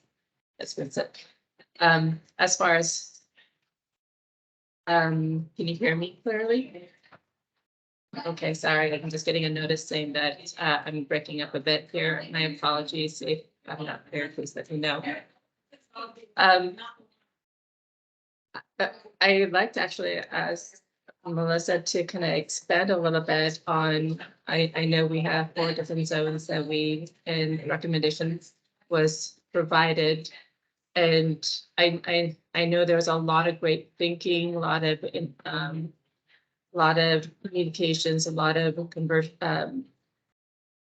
communicating with our communities and so on regarding this process. And one of the big questions that has been brought to the table by our community is, why is Medina and Cherry Crest not involved? It's part of the consideration. And I think there's a misunderstanding on that. And I would, that it's not been considered. And Melissa, can you give a more detailed response to that? Yes, so after we got that feedback, we actually started looking at things in a regional perspective, which included basically all schools except for 3. So this 3 schools, as I stated earlier, that were not part of any of the analysis were Lake Hills, Stevenson, which are our 2 most impacted schools, and then Medina, which is in a location that is on the perimeter of the district. We looked at Cherry Crest, and frankly, they will be receiving students from Ardmore that are on that 148th area corridor. So they will be getting 89 or 90 students, I believe. I don't have the number at the top of my head. And part of that, and there's also a number of people with open transfer requests to go into there. So there are a significant number of students going into Cherry Crest that will impact them as part of this process as well. So schools are being impacted either by sending students or receiving students.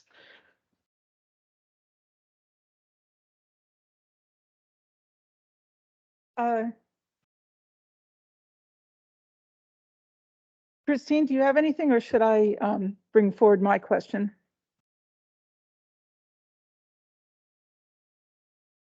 I don't know if, can you hear us? Sorry, I had trouble. Yeah, I had trouble finding my mic. Sorry. You should go ahead and bring yours, and then I'll go ahead after. That's fine. No Okay, trouble. well, one of my questions is, from listening to everybody tonight and at the various listening sessions that I went to, one thing that really seems to be a community concern is when you consolidate a bunch of kids from one school into another school, wouldn't that raise class sizes? You saw a lot of people tonight saying, the larger class sizes are going to be a negative impact. So could you clarify about that?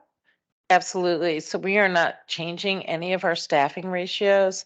So it's really right. Well, I'm going to say a couple of things. 1, we are not changing our staffing ratios. 2, in schools that are small, we have much greater variability in class sizes. So we can have class sizes of, for example, at kindergarten in Eastgate, we have 15 and 16 in those classrooms, but we can also have larger classrooms when you get up to other grades. So if I have like 28, 29 students, say in the 3rd or 4th grade, we would generally keep it at 28, 29 students unless there's an opportunity to do kind of a split grade class, which is what's happened at Ardmore right now, where every 2nd and 3rd grade class is a split class.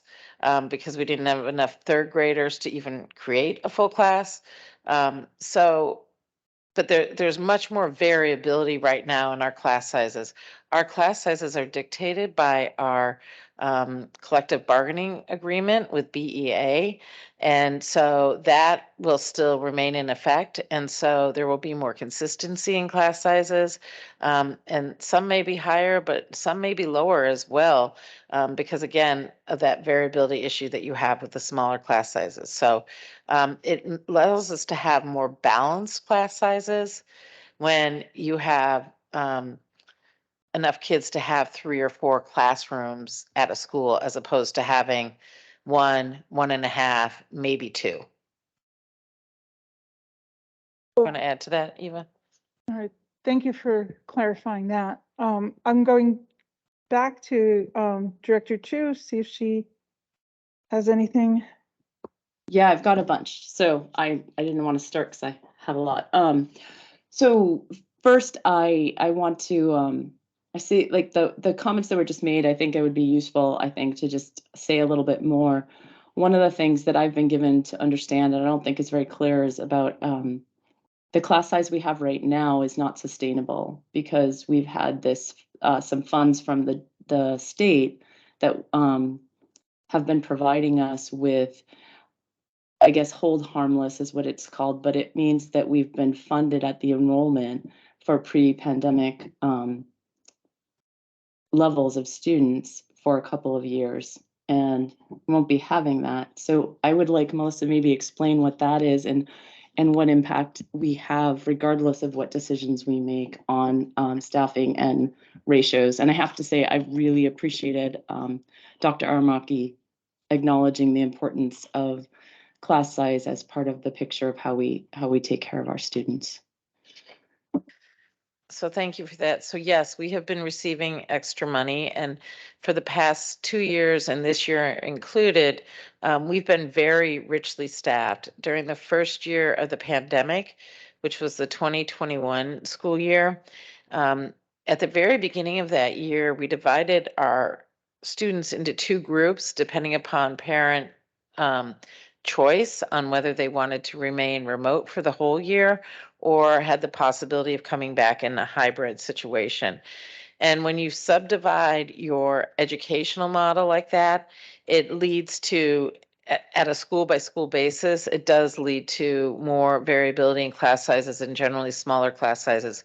When we looked at the hybrid model, we had to make sure that we could keep like 6 feet between students. And so you can't really fit that many students into a classroom. Plus, we knew that the remote learning would be a challenge because we were just starting it. And so we richly staffed that year. Then moving into the 21-22 school year, we were just coming back. If you recall, at the beginning of that school year, we again had the 6-foot distancing, which forced class sizes of 17 per classroom so that we could again do that six feet of distancing at the start of the school year. Those are well below what we are funded to staff at. We are funded from the state. For K3, it's a calculated ratio of 17-1, but that 17-1 includes the PE teacher, the music teacher, the art teacher, any special ed teacher time, librarian time. So it's all certificated staff in the building. And so it's a calculated number, which is a little bit misleading. It's not kids in a classroom, but when you equate that, it equates to 20, 21, 22 at the K and first grade level. We're funded at a 27-1 ratio, and so we use some of our local levy dollars to help keep our class sizes smaller than what the state funds us at. But for the last couple of years, we've been very richly staffed because we had that additional funds for enrollment that we didn't have, and so we used that to keep our class sizes smaller. Thanks for clarifying, Carolyn. Does that help explain what you were asking about as well? I just want to see if you had anything to add to that because I have a different question next. Sure, have a different question, and then I have another one, so we can go back and forth. And let's not forget Director Arth, if you want to do one now. Yeah, I can do my second. Well, actually, let me ask my first one. That was just a clarification on what you were asking. So my first question really is, I noticed that in this proposal that you brought forth tonight, I see a reflection of many of the comments and pieces of feedback that we have been getting from our community. I see a reflection of many things.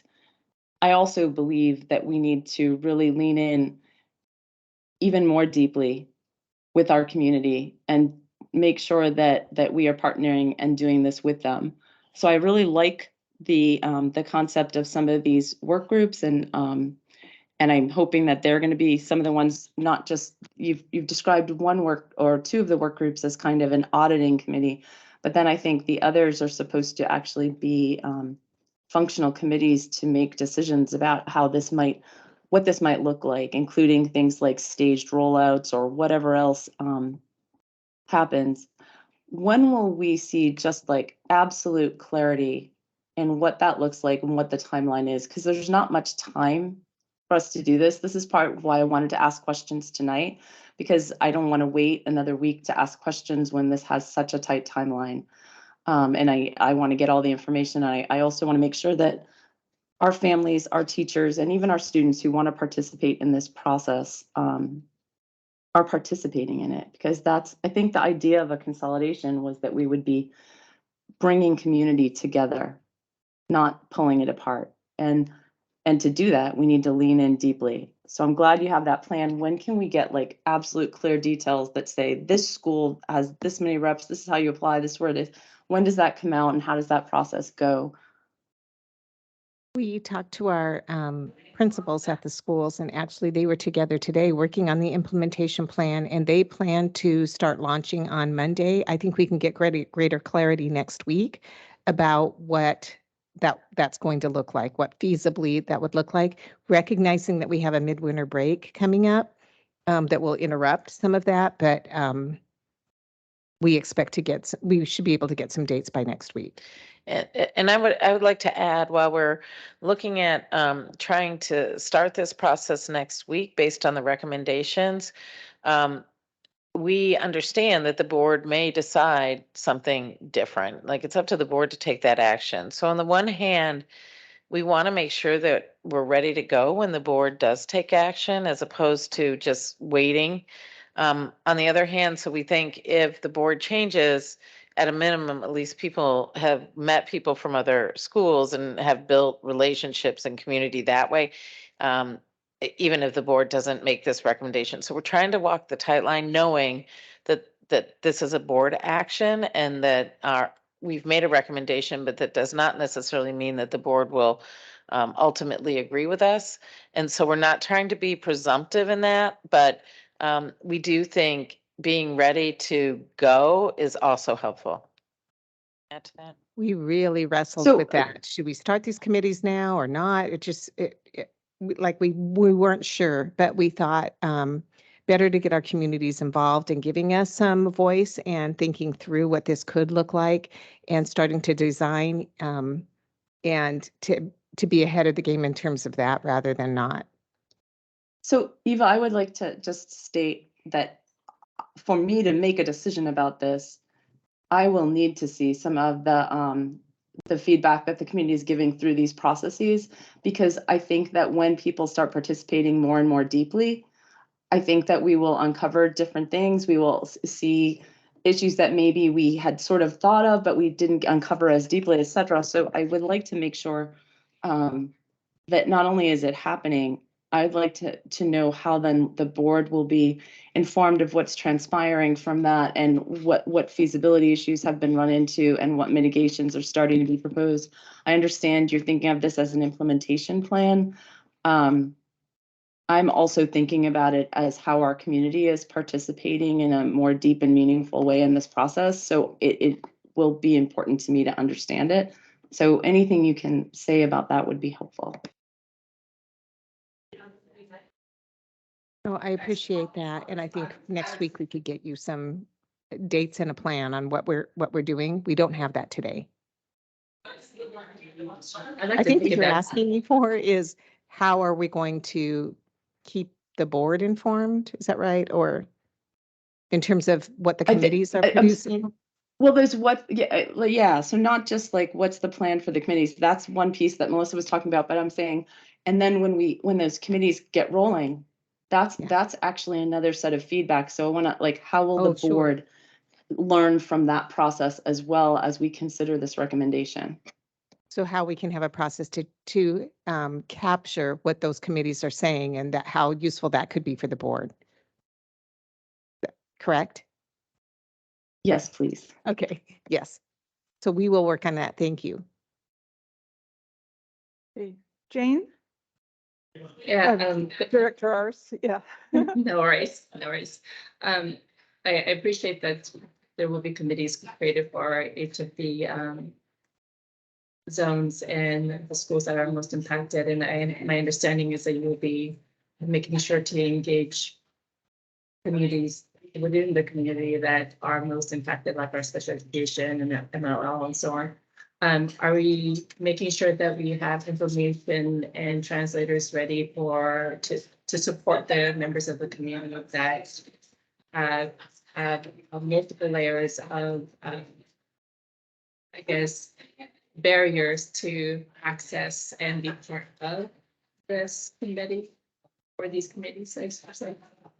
are we making sure that we're outreaching specifically to the specific the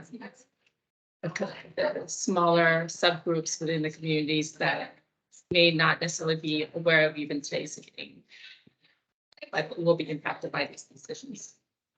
Yes, so we're working with our principals to help us reach those that are most removed or not part of the normal stream of our communication process, as well as we will have interpreters, translation, all of those things engaged in this process as well. Our principals and administrators in our buildings know their families, and so we are working with them on that. In addition, we're working with the various directors from various organizations, such as the dual language with the director of the dual language, director of MLL, and director of special education to make sure that we engage families in all of those different areas. All right, I think I'll ask a question to sort of build on what they were saying. So I heard a lot from the community over the last week or two and tonight about could we just not slow down the process? And what I'm understanding from administration is that we're kind of between a rock and a hard place, and between, for all these reasons that they outlined earlier this evening, the finances are just going to get worse and worse if we delay.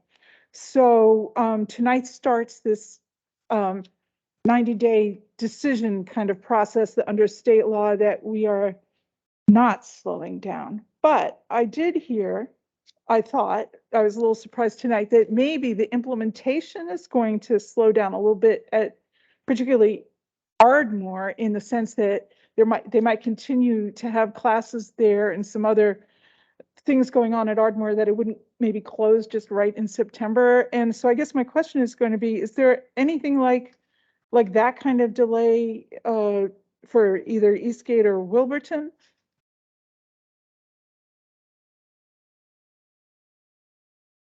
It was limited to Ardmore is the school that we were thinking of, that we could delay and work on a transitional plan.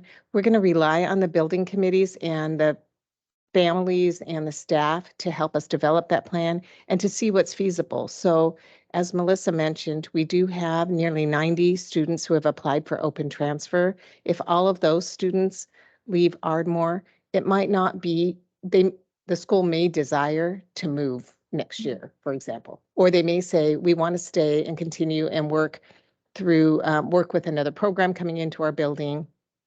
So we're open in terms of that. We were not thinking the same for the other two schools, correct? There's also another set of really important factors, and that is we have contractual timelines with our various employee groups related to staffing and positions, including dates for notification if there are layoffs. And one of the challenges is if we don't do consolidation in some form or another, we are very, very likely to have a reduction in force. And part of our rationale for recommendation is this is one of the least disruptive ways of continuing staff. If we were to have to go forward with a layoff, we're looking at potentially up to 150 teachers. And that process is laying off teachers across the entire district by reverse seniority. And so one of the key determinations in this is, can we look at the least disruptive approach with staff and maintaining continuity? So that is all impacted. And if we delay, then we essentially are forcing the hand of RIF, because I have a legal notification by May 15th by which that has to be done. So would it be fair to say that part of the reason we're entertaining this notion of school closure is really to retain the number of teachers at as maximum as we can, the people who interact most with our students. Yes. Yeah.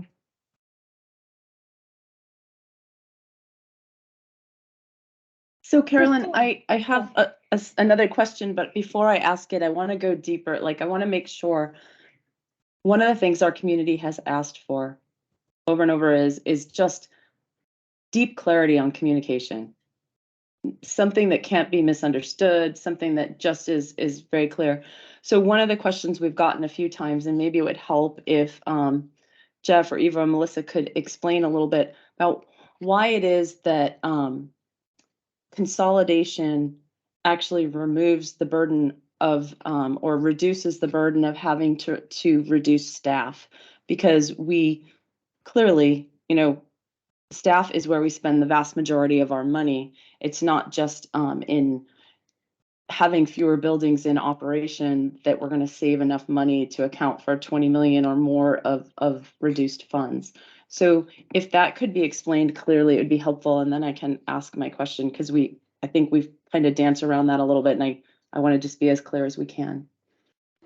And let me just piggyback on that and also bring a little bit of clarity on when we say not cutting staff, that it doesn't mean that, my understanding is that we also looked at reducing staff, not maybe teachers, but other areas to, my understanding, we looked at all areas, including cutting some staff as well, to make sure that we're being efficient. If you could bring a little bit of clarity on that space as well, because I think, as I think someone had mentioned in the comments of cutting the fat, and I think that is important that we address that component, as well as how can we save money, if what are other things that we looked into to save money. And I know that you guys have worked hard in looking at every avenue, and if you could bring more clarity and things that we've done, that'd be great.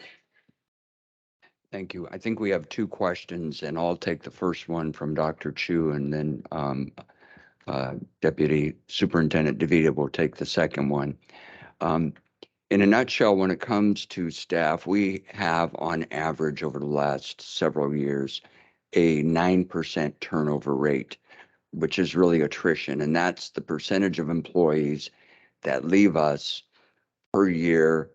And that can be retirement, that can be resignation, etc.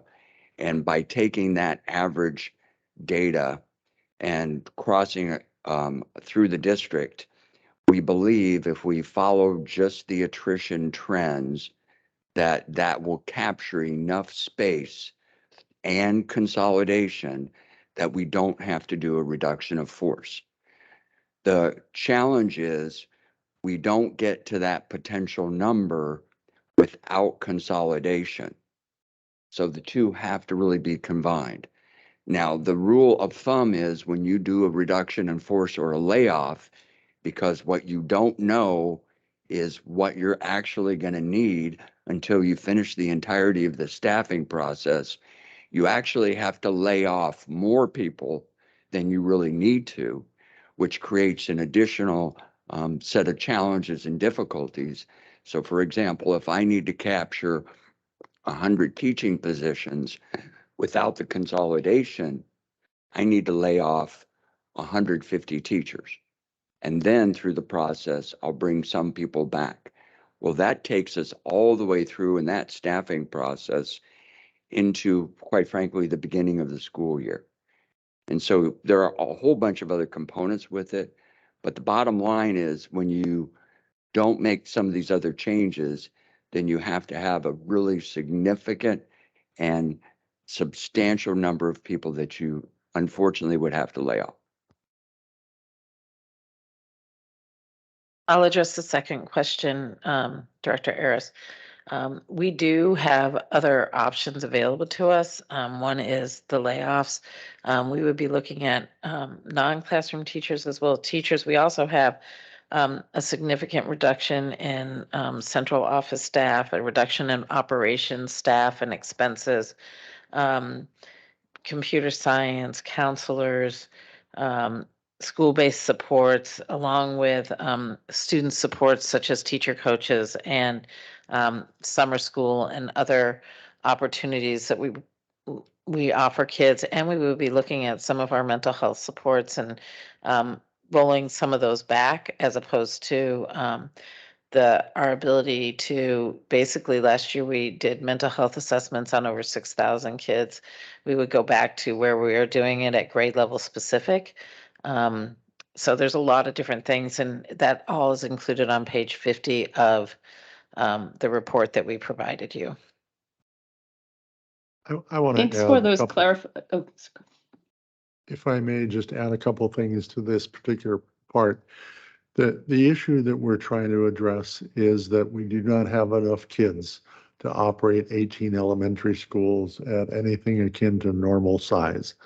And if we're going to try to operate 18 schools with significantly lower populations, we don't have the funding source, we don't have the formula, we don't have the levy capacity to do that. So the only way you could start to do that would be, in effect, to limp along and say, we know we're overspending. We can draw down the entire fund balance. We can draw down and lay off everybody we can lay off.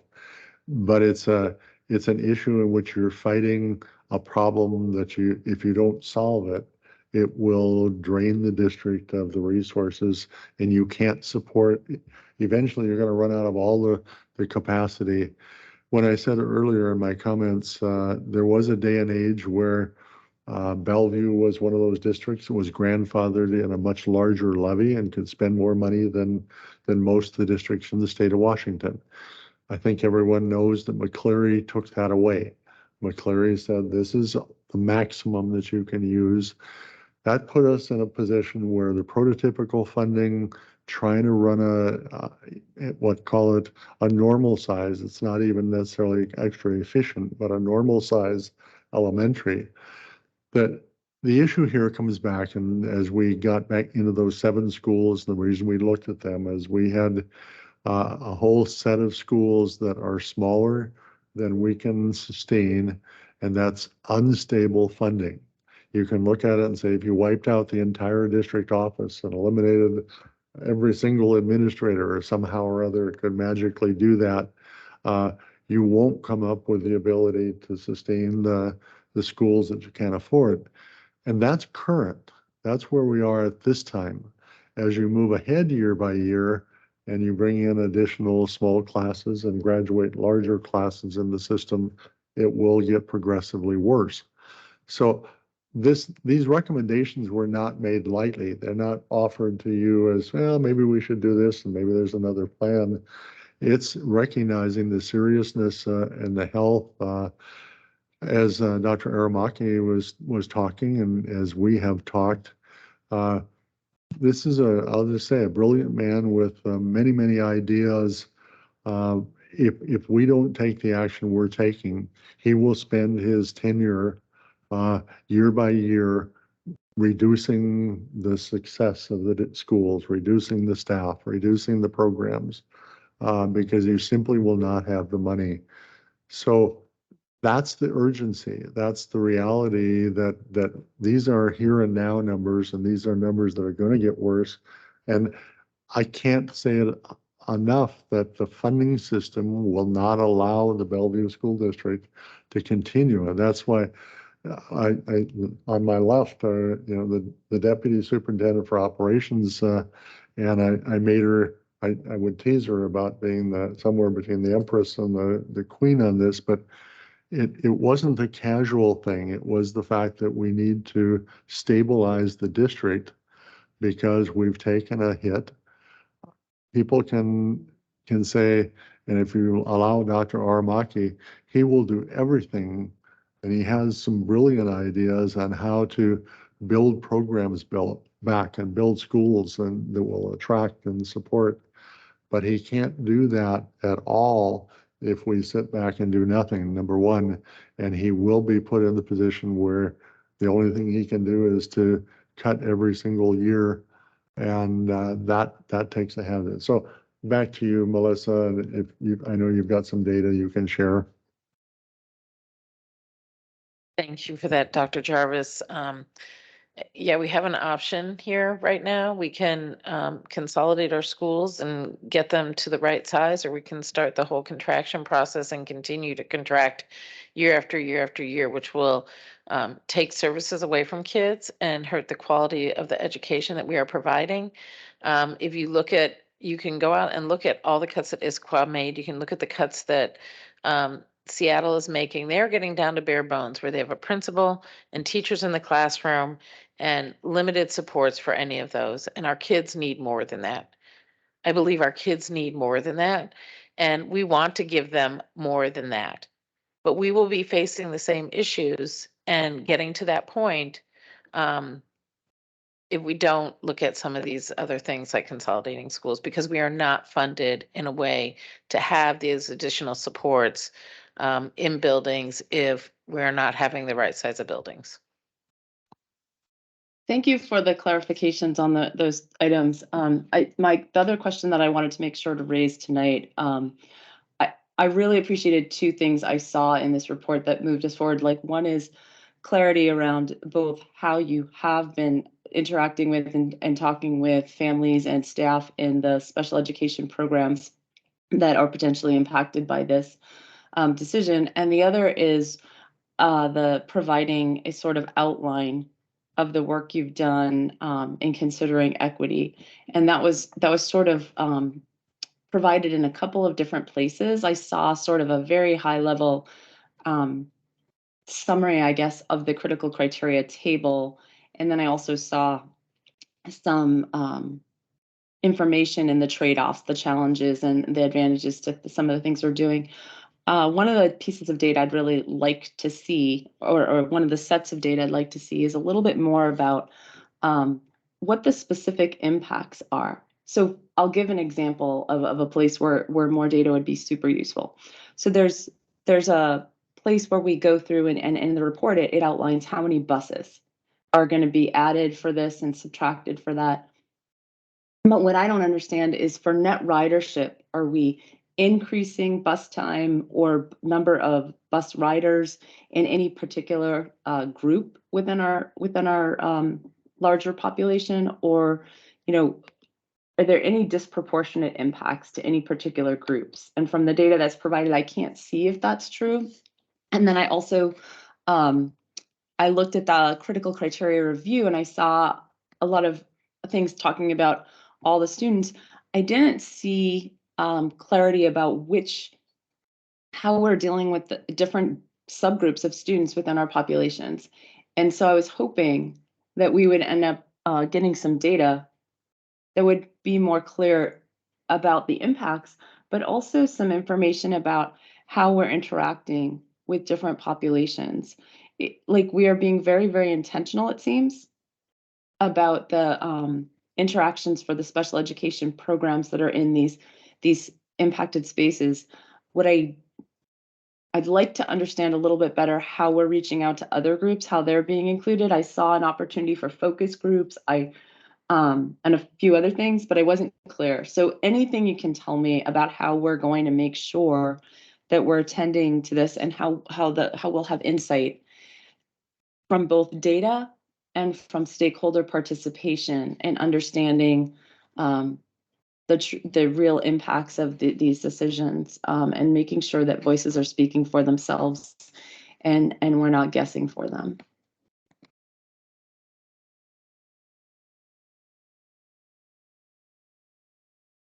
Thank you, Dr. Chu. So yes, so I just want to sorry, just to clarify what the question is, like, how will we see that data? When will that data come in, and what, yeah, how, that's my question. Thank you. Okay.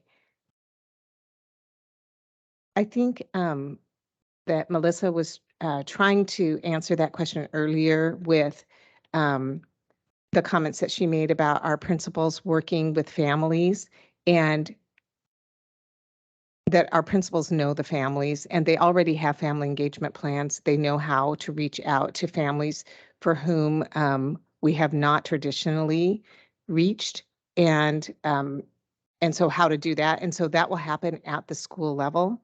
And then your next question is like, so how can we gather some data around that about I think there were two parts to it. One was the impact that these changes will have, for example, like the amount of time students might be spending on the bus. And that's just one example I think you're giving, but is any subgroup disproportionately impacted by, and so do we have that data?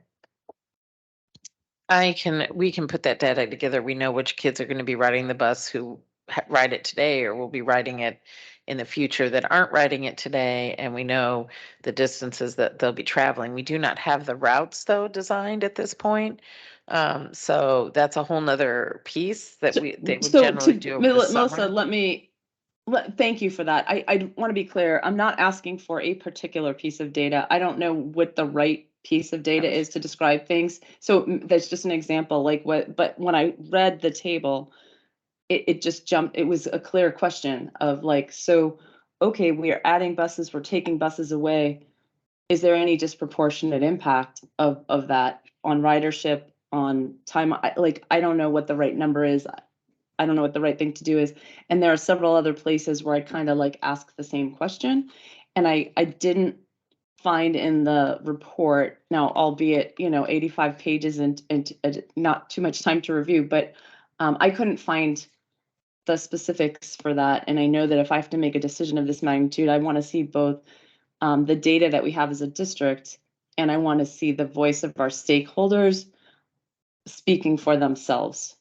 So the impacted stakeholders, and it is clear to me that efforts are being made to do some of that.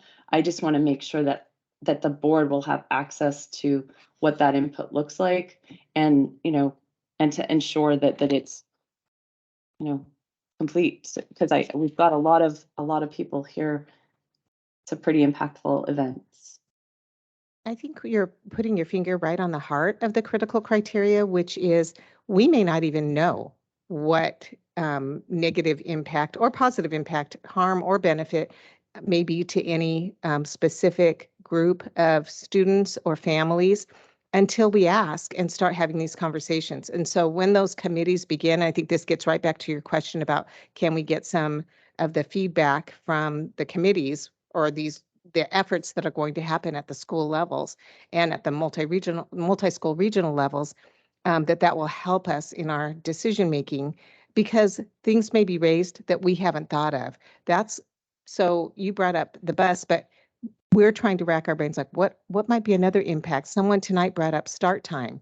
Maybe we didn't even think about that. We actually did. We talked about start time, but there may be other issues that would come up that we haven't even considered. And I think those will come up through the committees, and then we'll work with those families to determine, well, what would be the right solution for that. I would really appreciate that. And just even to clarify, one of the things that also came up tonight that you guys have brought up was there's a potential positive impact that fewer students may end up in split classrooms, or there may be other programming impacts that kids have access to, like by consolidating, do more kids have more access to particular programming, like immersion program or something else. So those are things, both good, bad, and numbers and people and what they have to say for themselves, that would be super helpful. Thank you. Dr. Chu, just staying on that for just a minute longer, that question that you raised, about the bus time, for example, I was thinking about that we do have a number of students who currently have open enrolled at other schools, not just from these 3 schools, but from many schools. Open enrollment can happen from and to any school. And so taking Ardmore as one example, we have a number of students, for example, that have open enrolled to Cherry Crest or Bennett, who now may benefit by having transportation. In other words, now that their parents are transporting them currently, and now that we've changed the boundary, they would have transportation to their school. It may be a longer bus ride, but it's transportation that's provided. So it may be a benefit, it show up as a benefit and harm. Does that make sense to a group? Thank you. Yeah, so but please, it would be great if we could sort of had we had a timeline that was clear and transparent about exactly when we'll see information and what we'll see. That would be terrific.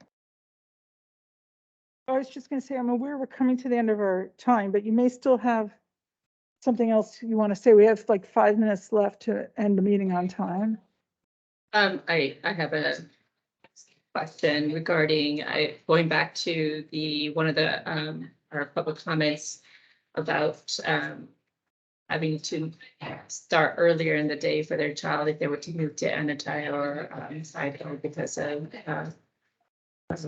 consolidation, moving students from Wilburton to one of those two schools. Is it possible? And Eva, you've talked about that particular student who may be close, I think, closer to Woodridge, to be able to go to Woodridge versus going to Anatai because it's closer, to maybe look at a little bit closer so that, or it may not be just that one particular student, but others that kind of fall into that same category, that we could regroup them into the neighborhood school so that the impact, the travel time, the start time, all of those is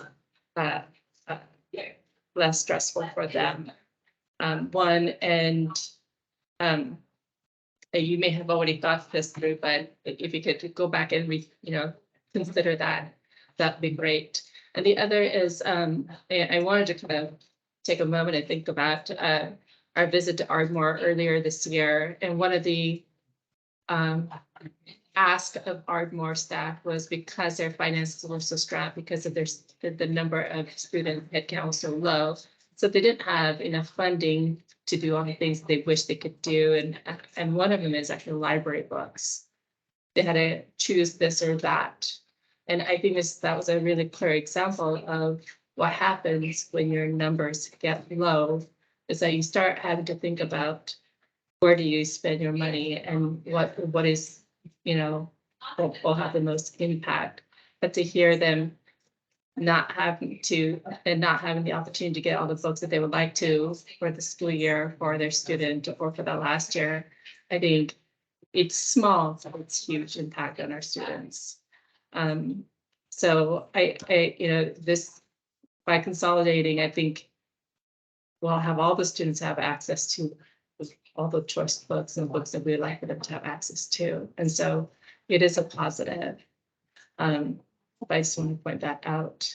But the first question is that visibility, Melissa and Eva, to relook at the boundaries. Thank you for that question. So we're balancing capacity. So as was stated earlier, Woodridge is one of our smaller schools because it was rebuilt earlier. And so moving the AL kids into Woodridge takes up a portion of the capacity. And if we were going to take all the kids that were previously in the Woodridge boundary back to Woodridge, which by the way goes all the way down to the Spring District. So if you look at the former boundaries, the former Woodridge boundary basically goes all the way north through the Spring District. The kids that actually came out of Anatai and Clyde Hill were the downtown students. So so we don't really have room to take every kid that was in Woodridge back into Woodridge, but it's also not the closest school for a number of those students. So I do believe that, but we can work with people who are closer to Woodridge to get them back into Woodridge. You said that it goes all the way up through Spring Districts. I'm thinking that some of that Spring District would be even closer to Cherry Crest there as a Woodland. No? I don't know the geographics well enough for that, but again, we're happy to discuss that with people and figure that out. I can't answer that question. Sorry. All right, thank you. I will say we want to be more than generous to the extent possible with our families about meeting their needs for their kids, for the families that are impacted through this move. And you had asked a question about start times. This is an opportunity for us to look at start times. Every time we look at start times, it's one of those that, harms some and benefits some depending on their work schedule or childcare, or, it's complicated. But the trick for that is, or the important thing is, to look at how we can mitigate when we make a change to a start time, and we can certainly look at our start times. Well, that's our scheduled end time for the board meeting today. I had one more question I was going to ask, which was to clarify, maybe you can clarify it, you have already clarified it, but clarify it again about why there's not enough cuts that we could make at things that don't touch kids, because I hear that a lot from the community. And I think you've said it, but you know, why we couldn't just maintain the buildings less and cut some central office staff and, you know, get rid of professional development and things Right. like that. Right. So 85% of our budget is spent directly on kids, whether it be feeding kids, transporting kids, um, the people in our buildings. So only, and I don't have the exact numbers in front of me, so I apologize for that, but only 15% of our overall budget is in the central office, some to support teaching and learning, like curriculum and those types of things. Others are really many business functions like payroll processing and accounting and human resources and things that we really cannot eliminate and operate a business, so to speak, right? Like, so we can't take enough money out of those central office areas to handle this. And some of those we need to have those core functions. That being said, we will be reducing them, and we are looking for efficiencies, and we're looking at things that we have been doing that maybe aren't as important any longer to stop doing. So we are looking for all of those opportunities because we do want to keep as much as possible away from kids. But to keep all of it away from kids is just not a possibility given what our spending profile is. And I would add just one comment here. Bellevue has a fantastic success and has a marvelous program.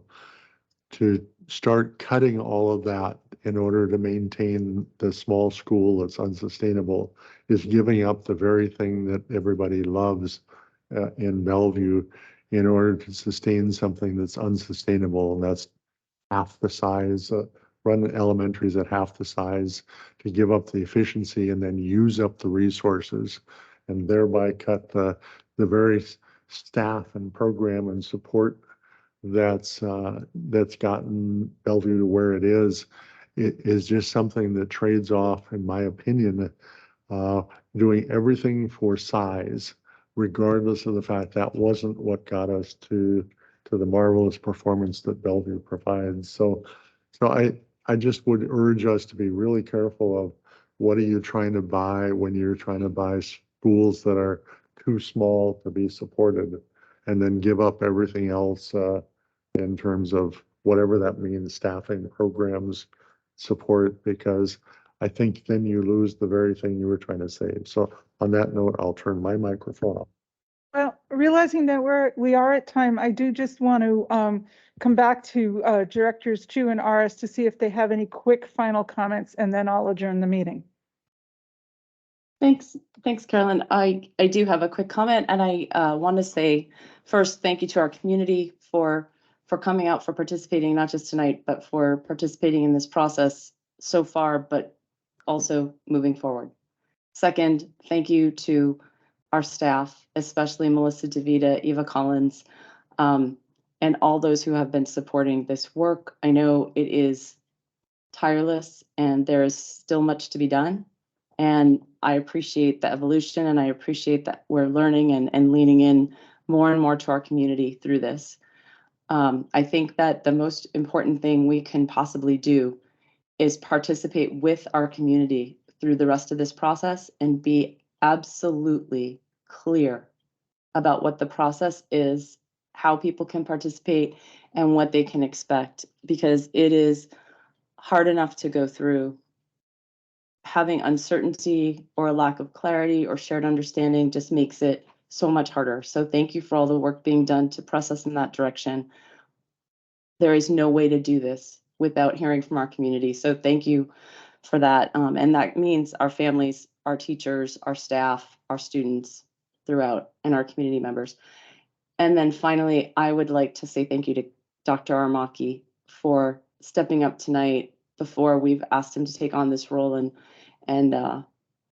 being part of this process and acknowledging what he's hearing and how he sees it fitting in. Thank you for being part of that. I'm very grateful. I'd like to, yeah, thanks. I concur with Director Chu.